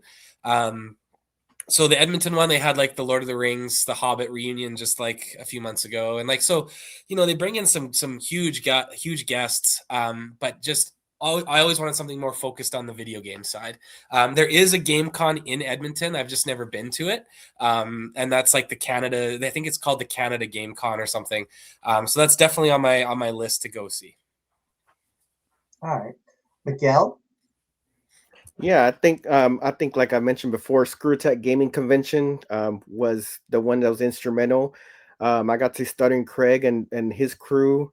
I went the day before and saw them setting up everything. And so like Jared mentioned, seeing I was the person guiding everybody to the lines. I was the person, telling everybody, hey, guys, come over here, line up over here. I was that person during the panels. I was a person standing outside the door, making sure that people, were kind of quiet and respectful, kind of guiding them in.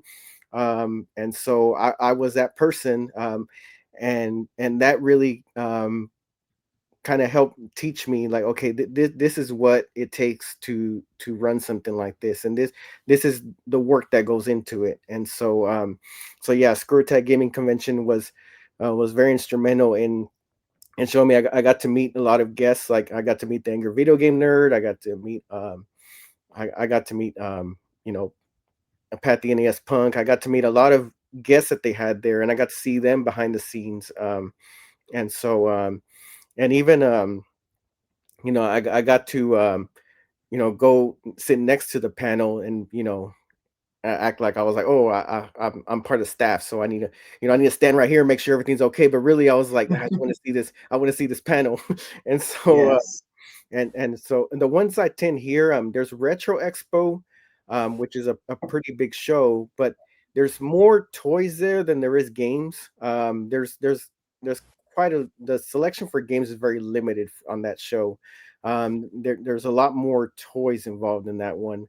Retropalooza is going to be the big show, the big gaming show. So every time I go there, I get to see the layout and get ideas. What's helped me too is I've done volunteer work, not at gaming conventions, but like as far as like food pantries. And I went to a food to help out at a food bank, and they were going to have an event, and so I started we're helping them set up the event. I'm like, you know what, why don't I do this? I see them doing this. Why haven't I done this? So you can get inspiration from anywhere. You can get inspiration from really in places where you don't realize that you can get inspiration from. And so I started seeing how they do their signs and how to do certain things. And I'm like, you know what? Why haven't I done that? So inspiration can come from anywhere. But yeah, Retro Expo, Retropalooza. Here in DFW, there is a show every single weekend here. As far as like toy shows, there are toy shows, like, and they're the same ones, and they have them every month. Every month they have the same people put on the same shows every single month. So there's a lot more people going to shows. There's a lot more shows now here in DFW. And so what I noticed is, like, those shows every single month, they're like, okay, they're already announcing next month we're gonna have our show on this day, and this show is gonna announce, okay, we're gonna have our next month, we're gonna have our, and so you have to find things that kind of set you apart Yeah. from those shows. And so you have to find things that are going to help you stand out. So yeah, there's toy shows going on every single month. There's toy shows on every single weekend. And so so it's trying to navigate, and but I see that they're mostly based on just toys.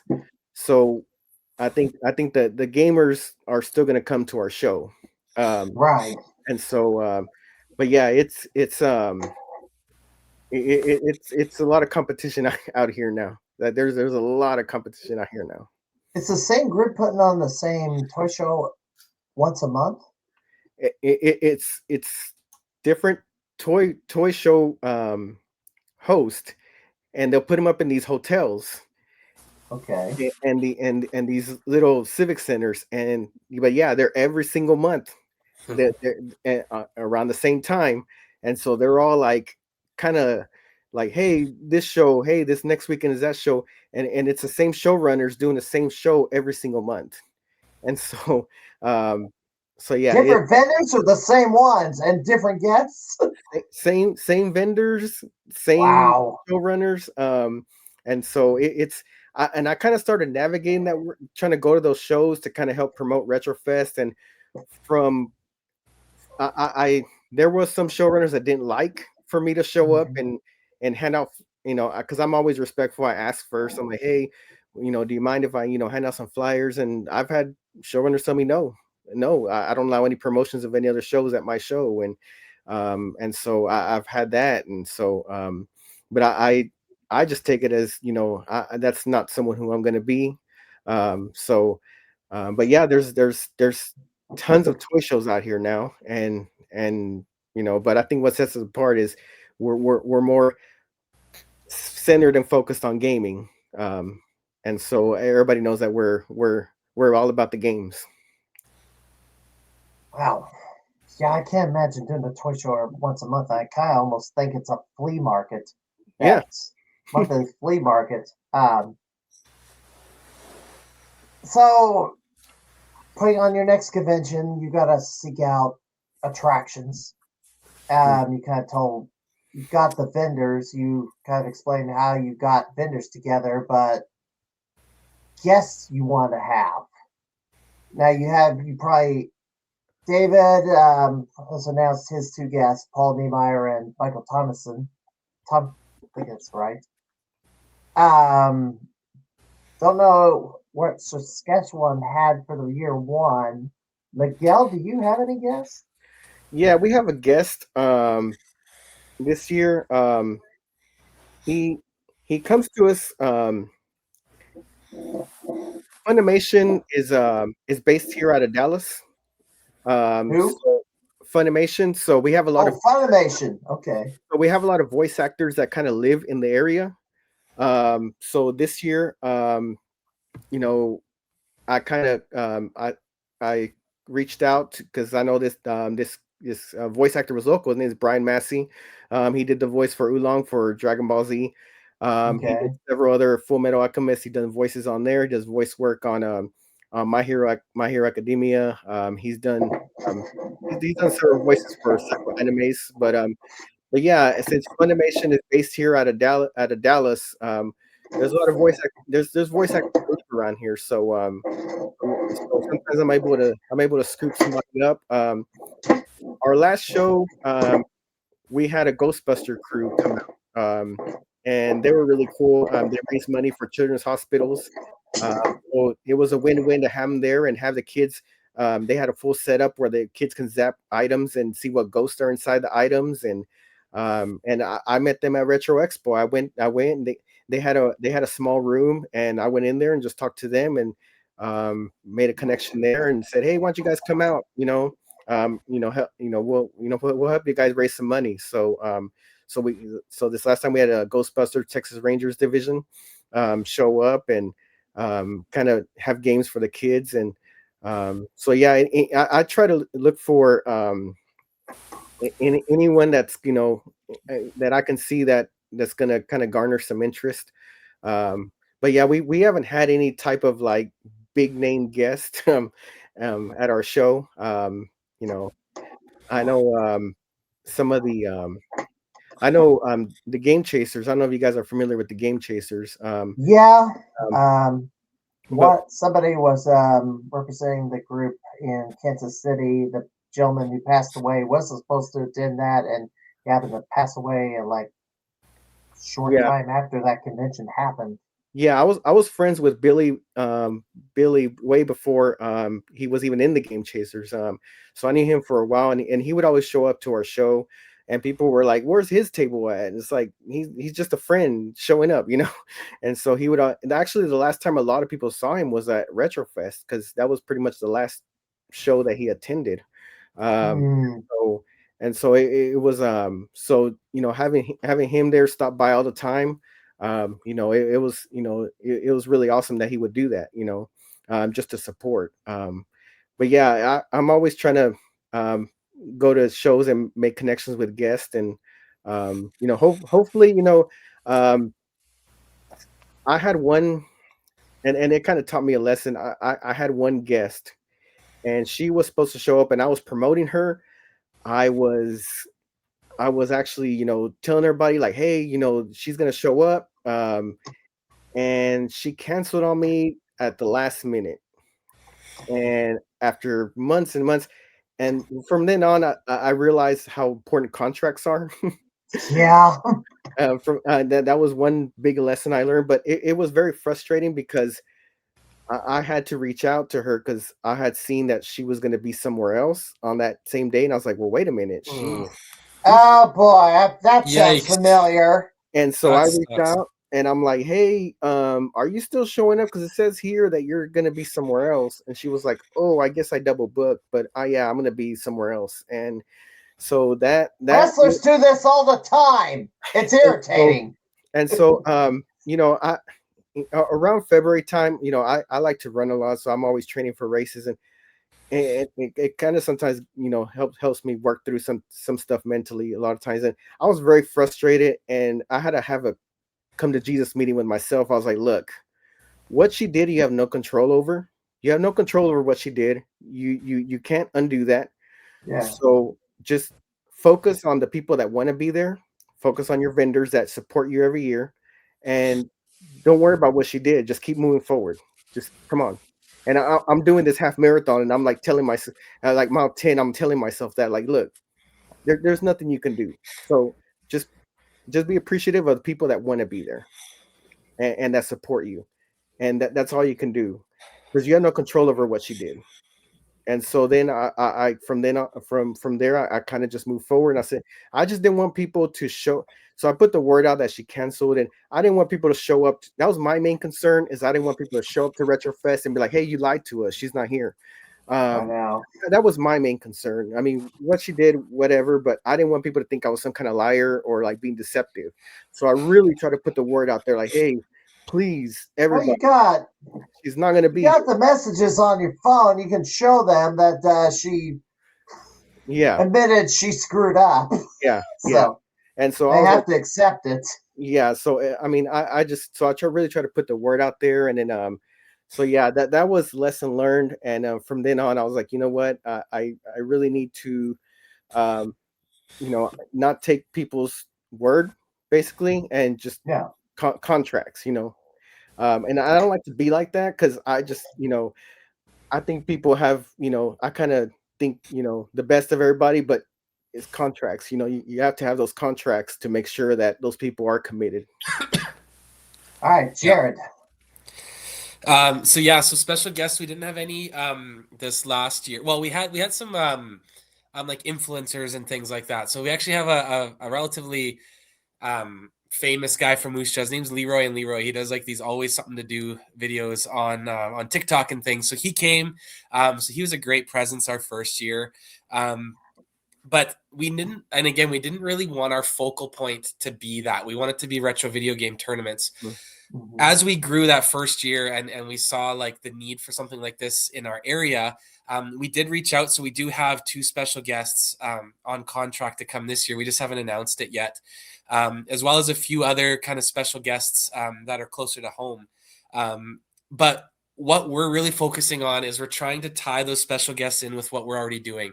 So whether it's a game that we're going to be having a tournament on, or maybe they were part of that game or something, that's how we're trying to tie it in. And we really want to make sure we have people that we can keep all the other costs low, right? Because like you said, they can cancel, they can do other things. We don't want to put all of that money and effort into something that we don't have the control over. On the flip side, you get the right special guest, they can bring a huge addition to a convention, right? Like, right. And again, kind of like back what I was saying, my dream of making Moose Jaw kind of this hub for something like this, right? Like bringing these cool people to my town is just a really cool passion of mine, right? And like for them to see this area of the world that they probably would never come to, right, without something like this. And so definitely it's going to be something that's going to be part of our conventions moving forward, but it'll always be checked, I guess, be checked with all of our other goals. David, so Paul Niemeyer and Michael Thomason is coming in. Who would you like to get in the future if you could? I'm so new to this that I'm just grateful that Michael Thomason reached out to me year one and offered to be a recurring guest every year, and that I was able to meet Paul Niemeyer in person at a convention down in Athens, Georgia last April to set up him coming to Augusta this March. Right now, my focus is trying to get through this. Yes. I have other people that I would love to have and other things I would love to do, but right now, none of that is important. Right. Gosh. So, trying to figure out what to ask you next before And I start to wind this down. I But think one thing I'm trying to do also is, and this kind of hit me, a couple of years ago, is having indie developers show up and demo their games. yeah, This year we have we have one indie developer, and I'm talking to another one, but one of the guys, he's already on board and he's going to demo his game, and that way, you don't have to really set up anything. You can have people play their games, and it's a win-win basically.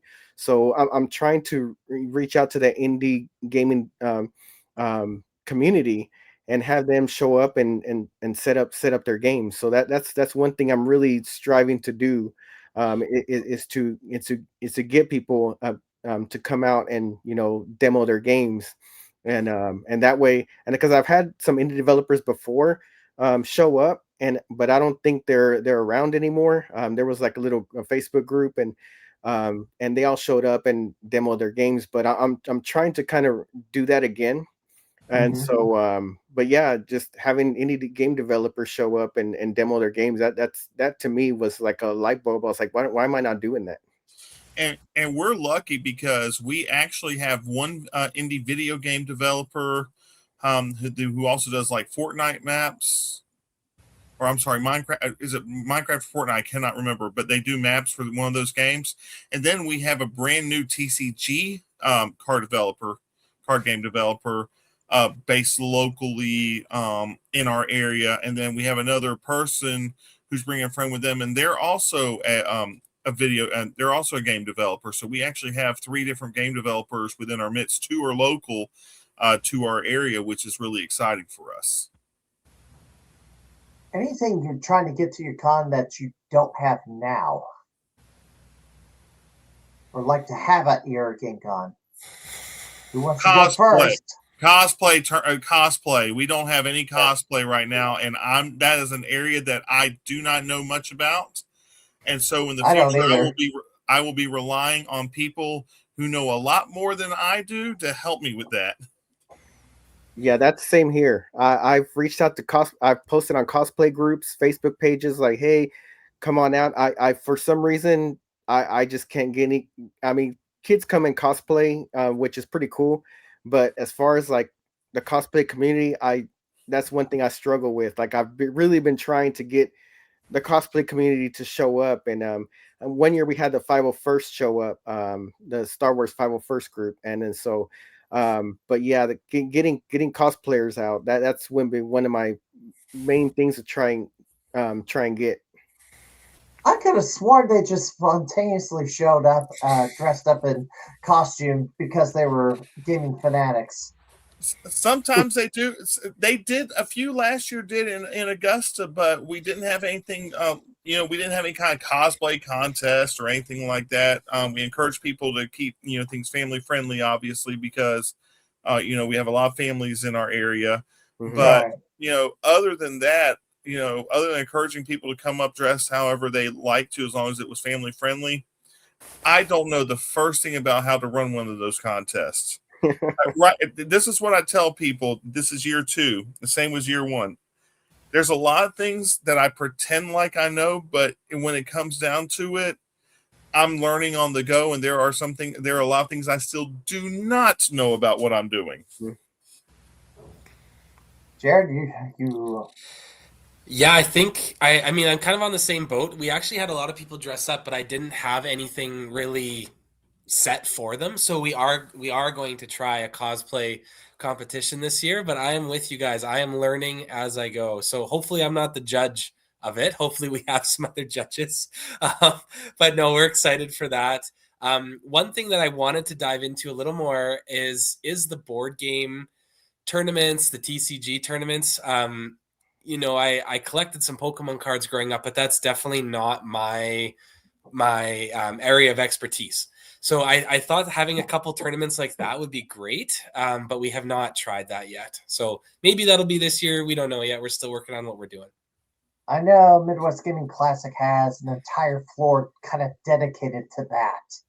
That's which awesome. is insane because Yeah. the board games I played back in the day were just by Parker Brothers and who knows what, a Milton Bradley, but these are like adult board games, which are pretty extravagant and look like they're handmade too. Yeah, it's crazy. Too much for me to deal with. I'd rather play. We're not talking about Clue and Sorry and Monopoly and Risk. Yeah, I know. Well, Risk is pretty hard to do, so that might show up at one of these anyway, because that's hard to set that up and get through a game. Risk is fun though. I've never played it. I tried to play it, but it's like there's too much setup. I don't know. I don't understand it, so I never got into it. I think that somebody tried to make it for the Atari 5200. I don't think it got released. But anyway. God. You have panels? Yes, first year of panels this year. I've got 2 with people in the acting field. One of our guests is John Anderson, who's from Birmingham, Alabama. And then our other panel is with Paul Niemeyer and another video game artist that we have as a guest. Okay. Jared? Yeah, this will be our first year too. So we've rented an additional part of the facility for panels specifically. Still a lot we haven't been able to announce yet. We will be soon. But the one that I'm really excited about is we're going to have like an hour of just comic reading for kids. Maybe it's the first time they've ever heard comics or something. We may even have a few people dressed up in the background. I don't know yet. But yeah, just kind of a give back to the kids that are coming, and just to improve some of that literacy. And maybe that's the first time that they've explored Gotham, or maybe it's the first time they've explored the Avengers, right? And we want to be that. Miguel? Yeah, we've had several guests. We had a guest. His name is Yoshi. He lives out in California, and he's visual effects. He did a lot of visual effects for Star Wars, The Walking Dead, and he's a really good visual effects artist. And so it was cool to see him talk about his experiences. And I think our kitchen crew was more excited to see him because he had been working on like shows that they know of. So but yeah, having those panels really gets everybody involved, especially the kids. They love hearing about the experiences and talking. So I mean, I kind of just feel out the guests. If I feel like they're kind of a little bit more timid, I don't really push them to do a panel. I try to feel them out. They may not be in them to do one, and that's fine. I'm not gonna do that. And but we do. Every kid that comes through, they get a free comic book. I kind of made that a really every year a tradition every year, because it's a lot of them come with their parents, and their parents are the ones buying up all the games, and the kids are kind of just they're kind of my dad's looking at all these old games, so they can at least leave with something. They can at least have something to take home to be like, hey, I got this at Retrofest. And so we do try to do that. I went to a comic book shop, and I told them what I was doing. I said, hey, can you put together a big ream, for kind of make all these kid-friendly comic books? And they said, sure. And so, when they heard what I was doing, I went back to pick up my box, and they said, look, we have these other 3 boxes of comics that we're just going to throw out, so you can just have them. And so, so I've had those same boxes. There were so many of them that we've had them for, there were enough to last us for about 3 or 4 years. But yeah, I try to do that as well. And there's parents that will show up and will tell me, I don't know nothing about this. I don't know nothing about gaming, but my son wanted to come, and it was only $5, and so I brought him. I brought him here, and so and I that kind of makes me proud, because that kid won't make it to the bigger shows. That kid won't make it to these other shows, and so and it's cool that a parent can feel comfortable in bringing them there. So yeah, and then once they see like a visual effects artist talking about hey, I worked on this and I worked on that, and it kind of gets them excited, like, oh really, you worked on Star Wars? Oh really, you worked on this? And it really gets them interested. Any grails that showed up at your con that a vendor brought in for sale, or they were just showing it off? And I already know about the brown box, but anything else? I've seen a lot of things come through where I'm like, wow, where did you find that?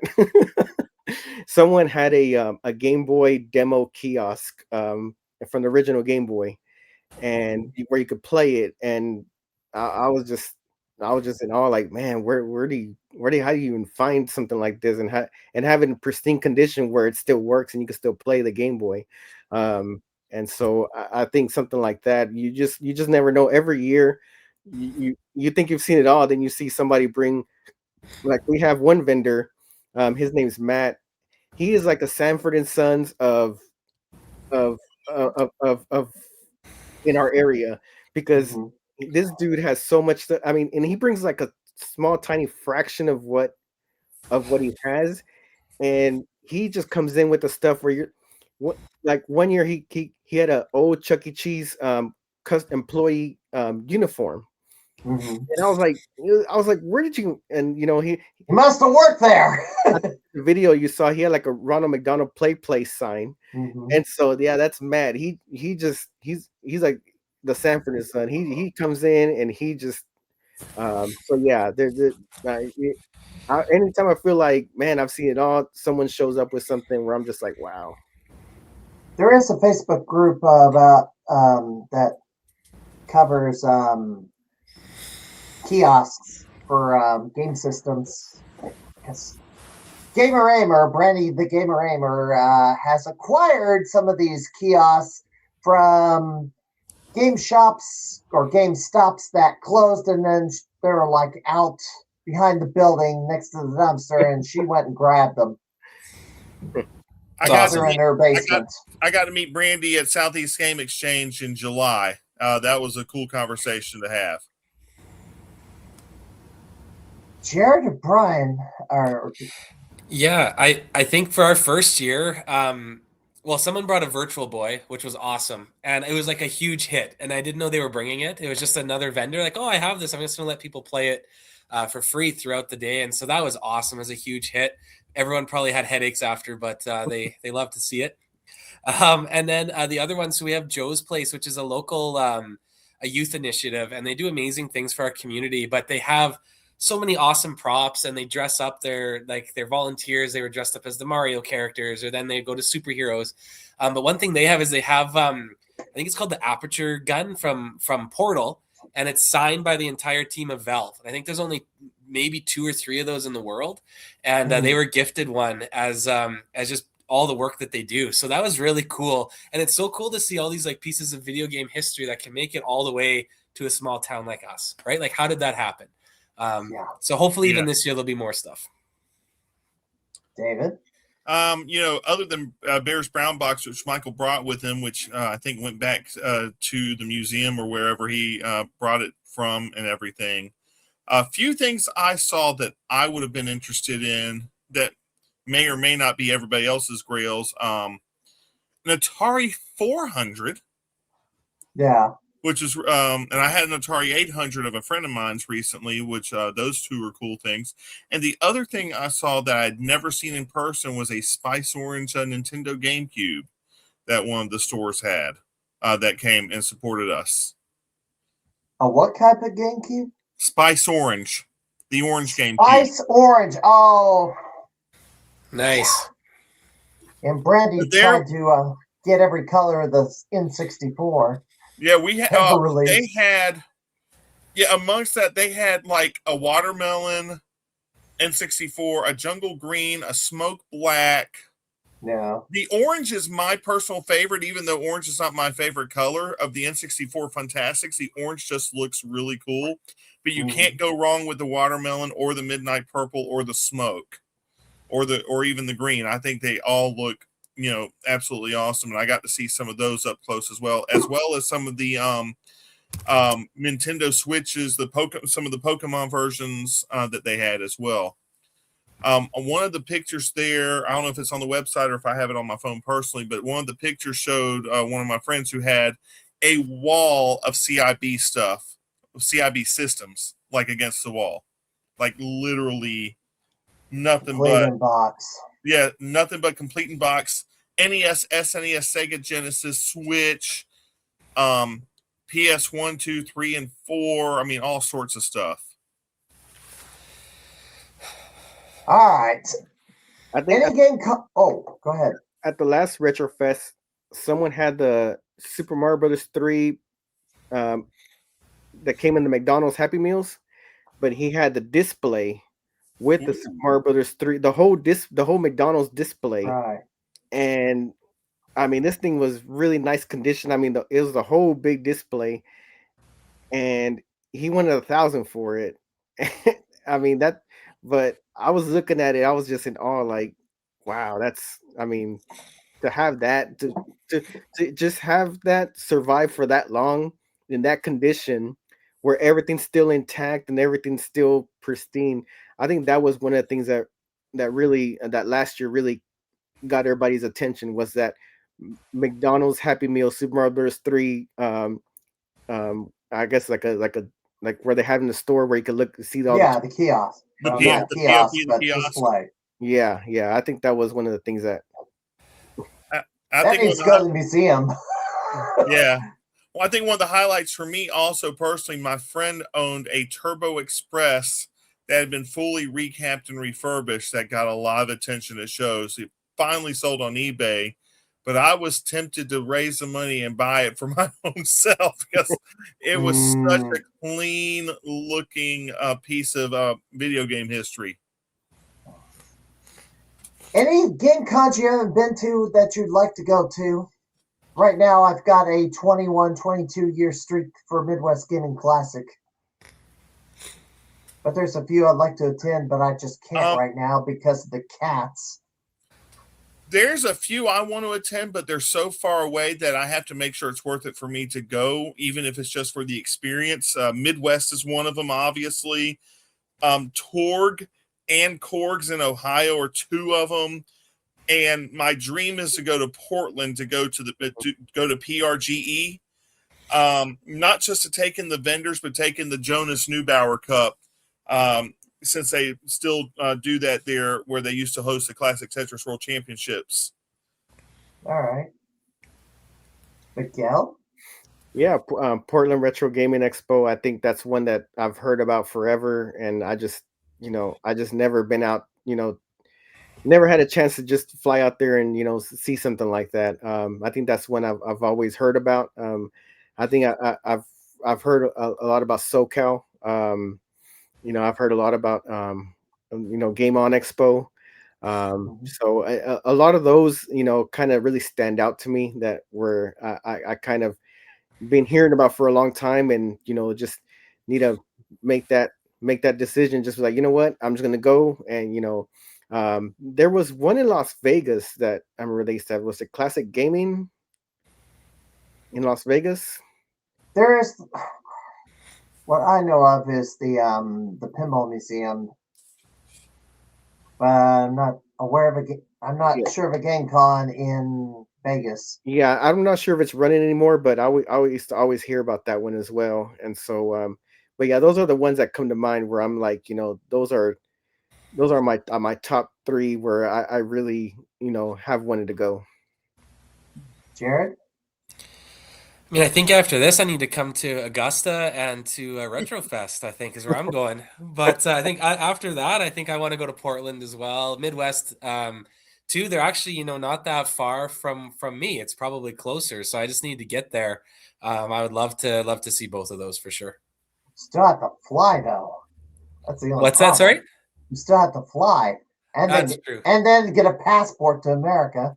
Yeah. I have a passport. I haven't used it for a few years, so I don't know.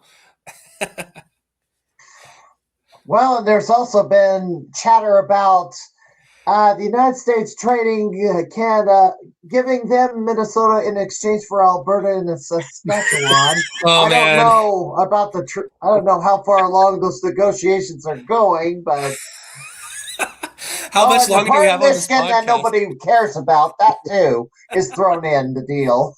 Yeah. Thank goodness we have video games in common. At least we got that, hey? Very much. Yeah. Final question. Future goals in gaming, if anything.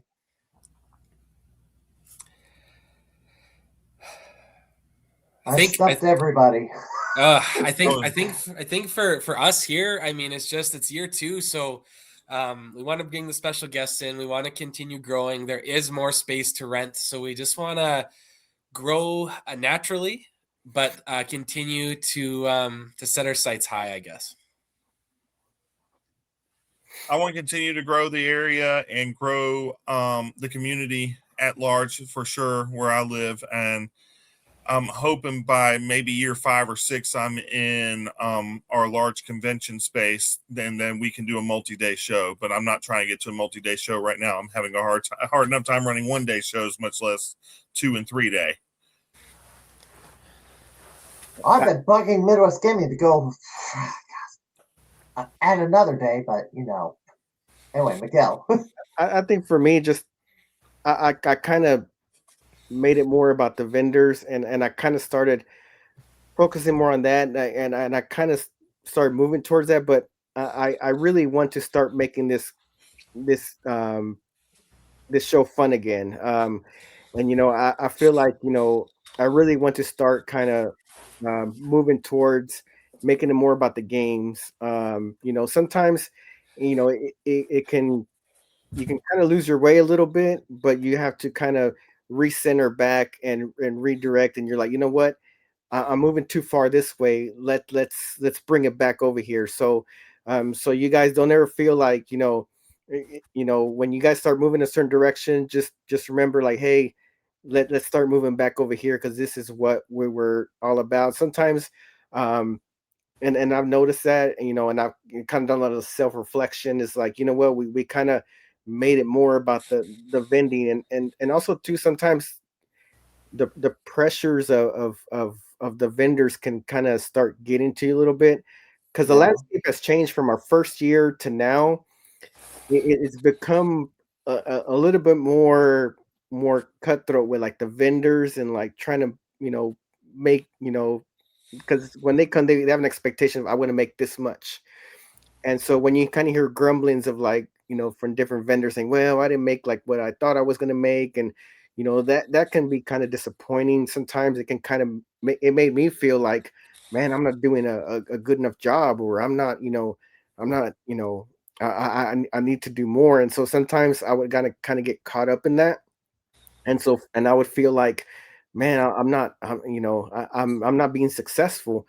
But I'm kind of like, I was kind of gauging my success on the feedback, that kind of feedback. And so I think what I need to do now is kind of recenter, refocus, and be like, okay, we're gonna make this more about the experience and the games. I kind of got too focused on certain things, so I'm kind of trying to recenter back and make it more about the games. And so last couple of years, I've been kind of discouraged. And you go through those times, not everything's going to go well, not everything's going to go perfect.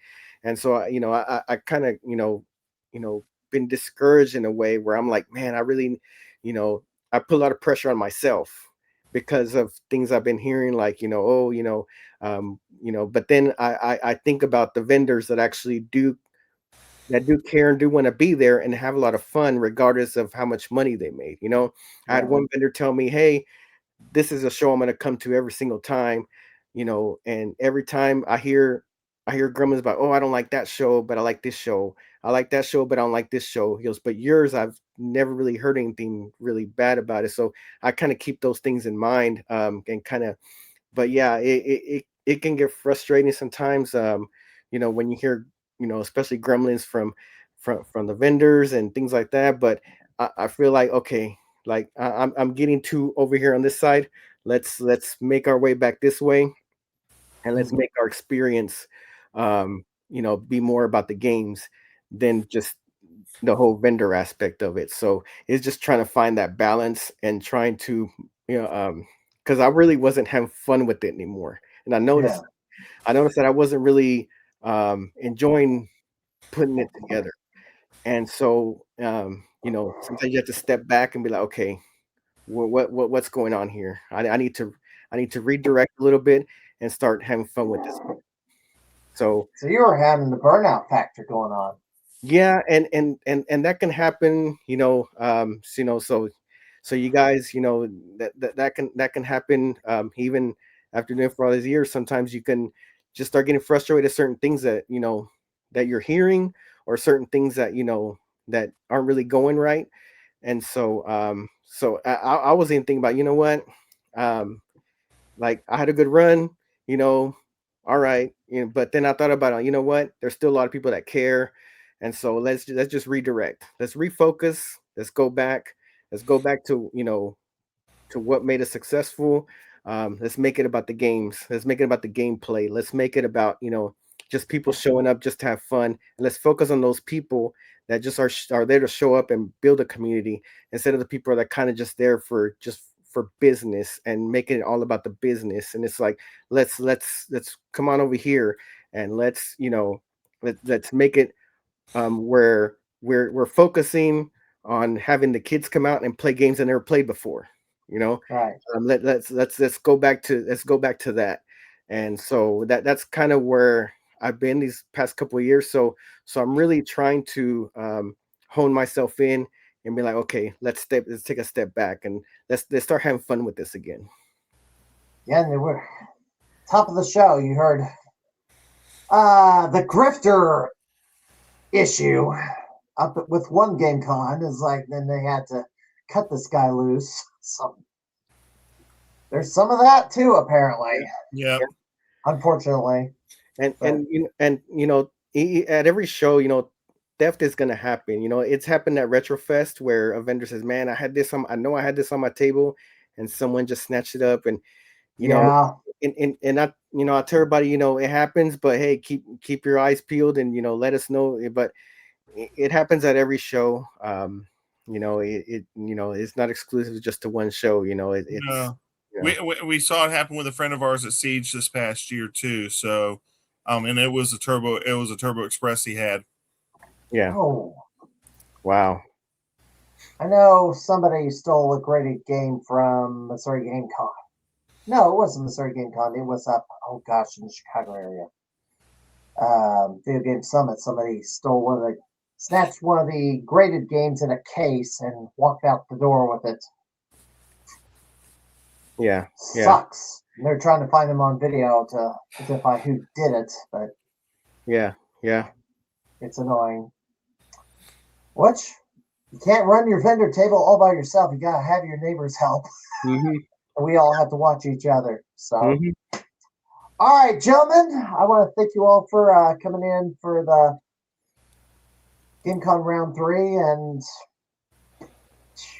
well, I'm up in the Illinois. My two places I go. Obviously, Midwest Gaming, but the Galpin Ghost Arcade, the biggest arcade in the country. If you've never been there, that should be a place you should go to at least once. But if you go, have 2 or 3 days marked for that. Yeah.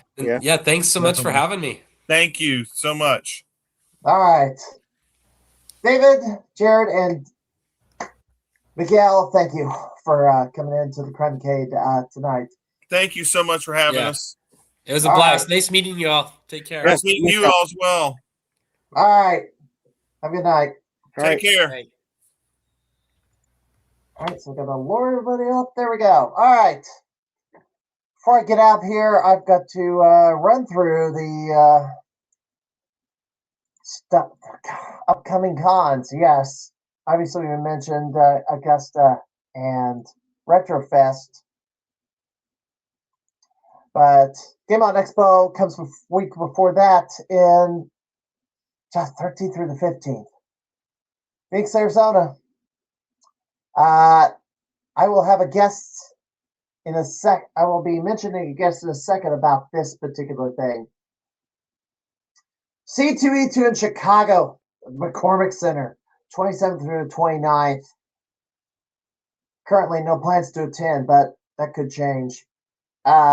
Louisville Arcade Expo. I'd like to go to this too. Problem is, cats. The Triple Crown Pavilion. I don't know how big this is, but it's 3 days, so man, I have to look a little harder on that one, but it's a bit of a drive.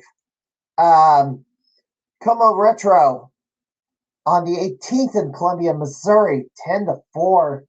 And the one I go to every year, Midwest Gaming Classic, the 24th through the 26th, 25th anniversary. And this will be my 21st or 22nd. I'm not sure. Next week, so next Thursday, I'm not doing a pod. What I will be doing a pod on Monday the 9th, 6:30 p.m. This gentleman, Nightmare, James Sorgi, will be talking about his trip. He says he's going to the Game On Expo and maybe redeem his road to redemption because he was a Parafest Night 4 contender who lost to Michael Rossi. He beat him at a site to get to Las Vegas, but once he got there, something went way wrong. And he's also involved in the Pokemon Journey Across America, so we're going to have to find out, because he's got a story to tell about these. And he wanted to come on because Rossi's brought up his name 3 different times on 3 different pods, and he's never gotten to give his side of the story on a forum such as mine. So we're going to bring him on next Monday. Thursday of next week, I will not be doing a pod because I'm going to be taking care of a feline right behind me. Oh, she's sleeping right there. Oh, she's sleeping right back there. I can't see. She's got to keep getting some dental work. I'm going to have to get up early Thursday, even though it's a holiday for me. It's going to be an all-day affair, and I don't think I'm going to be with it. Probably going to be going to bed way early because I have to get up early to give her her medications and stuff so she can have her teeth worked on. And it's going to be, oh boy, a mess. Not looking forward to it. February 19th, Jeff Lee, the Gottlieb Milestar arcade designer, will be coming into the Crimeycade. Talk about Hubert, Three Stooges, some of his unreleased games like Argus and Tiles and Screw Loose. So that'll be on February the 19th. And then another gaming documentary, which was filmed around the St. Louis area, or at least produced in the St. Louis area, although they went to Chicago, but didn't know they were doing this. Justin Tolliver and Robert Goose Severson, who produced the documentary For Your Amusement. So I have not seen it yet. They've screened it, but I don't know if we can watch it anywhere yet. Or maybe get a copy on DVD or Blu-ray, or maybe it's on streaming somewhere. I don't know. Well, that'll be the 28th. And I'll be looking for guests for the month of March. So, I am going to rate a channel as usual. Let's see who is streaming tonight that I might catch my fancy. As I'm going to bring up the closing credits right now. New closing credits. Oh gosh, she's still going. Let me turn this down. Oh, what am I going to do? Do I rate somebody new or rate somebody I know? Yeah, and I didn't care for what was being offered to me. I don't want talk shows and podcasts. I want retro. I want filter by category. Retro. Give me retro. Who's playing games tonight? That's what I want to know. Whoops. I didn't want that. Oh, gosh. Well, this is somebody I already follow. Well, I'll see you on Monday the 9th. Boy, I'm not liking my choices here. My goodness. There's a lot of retro channels.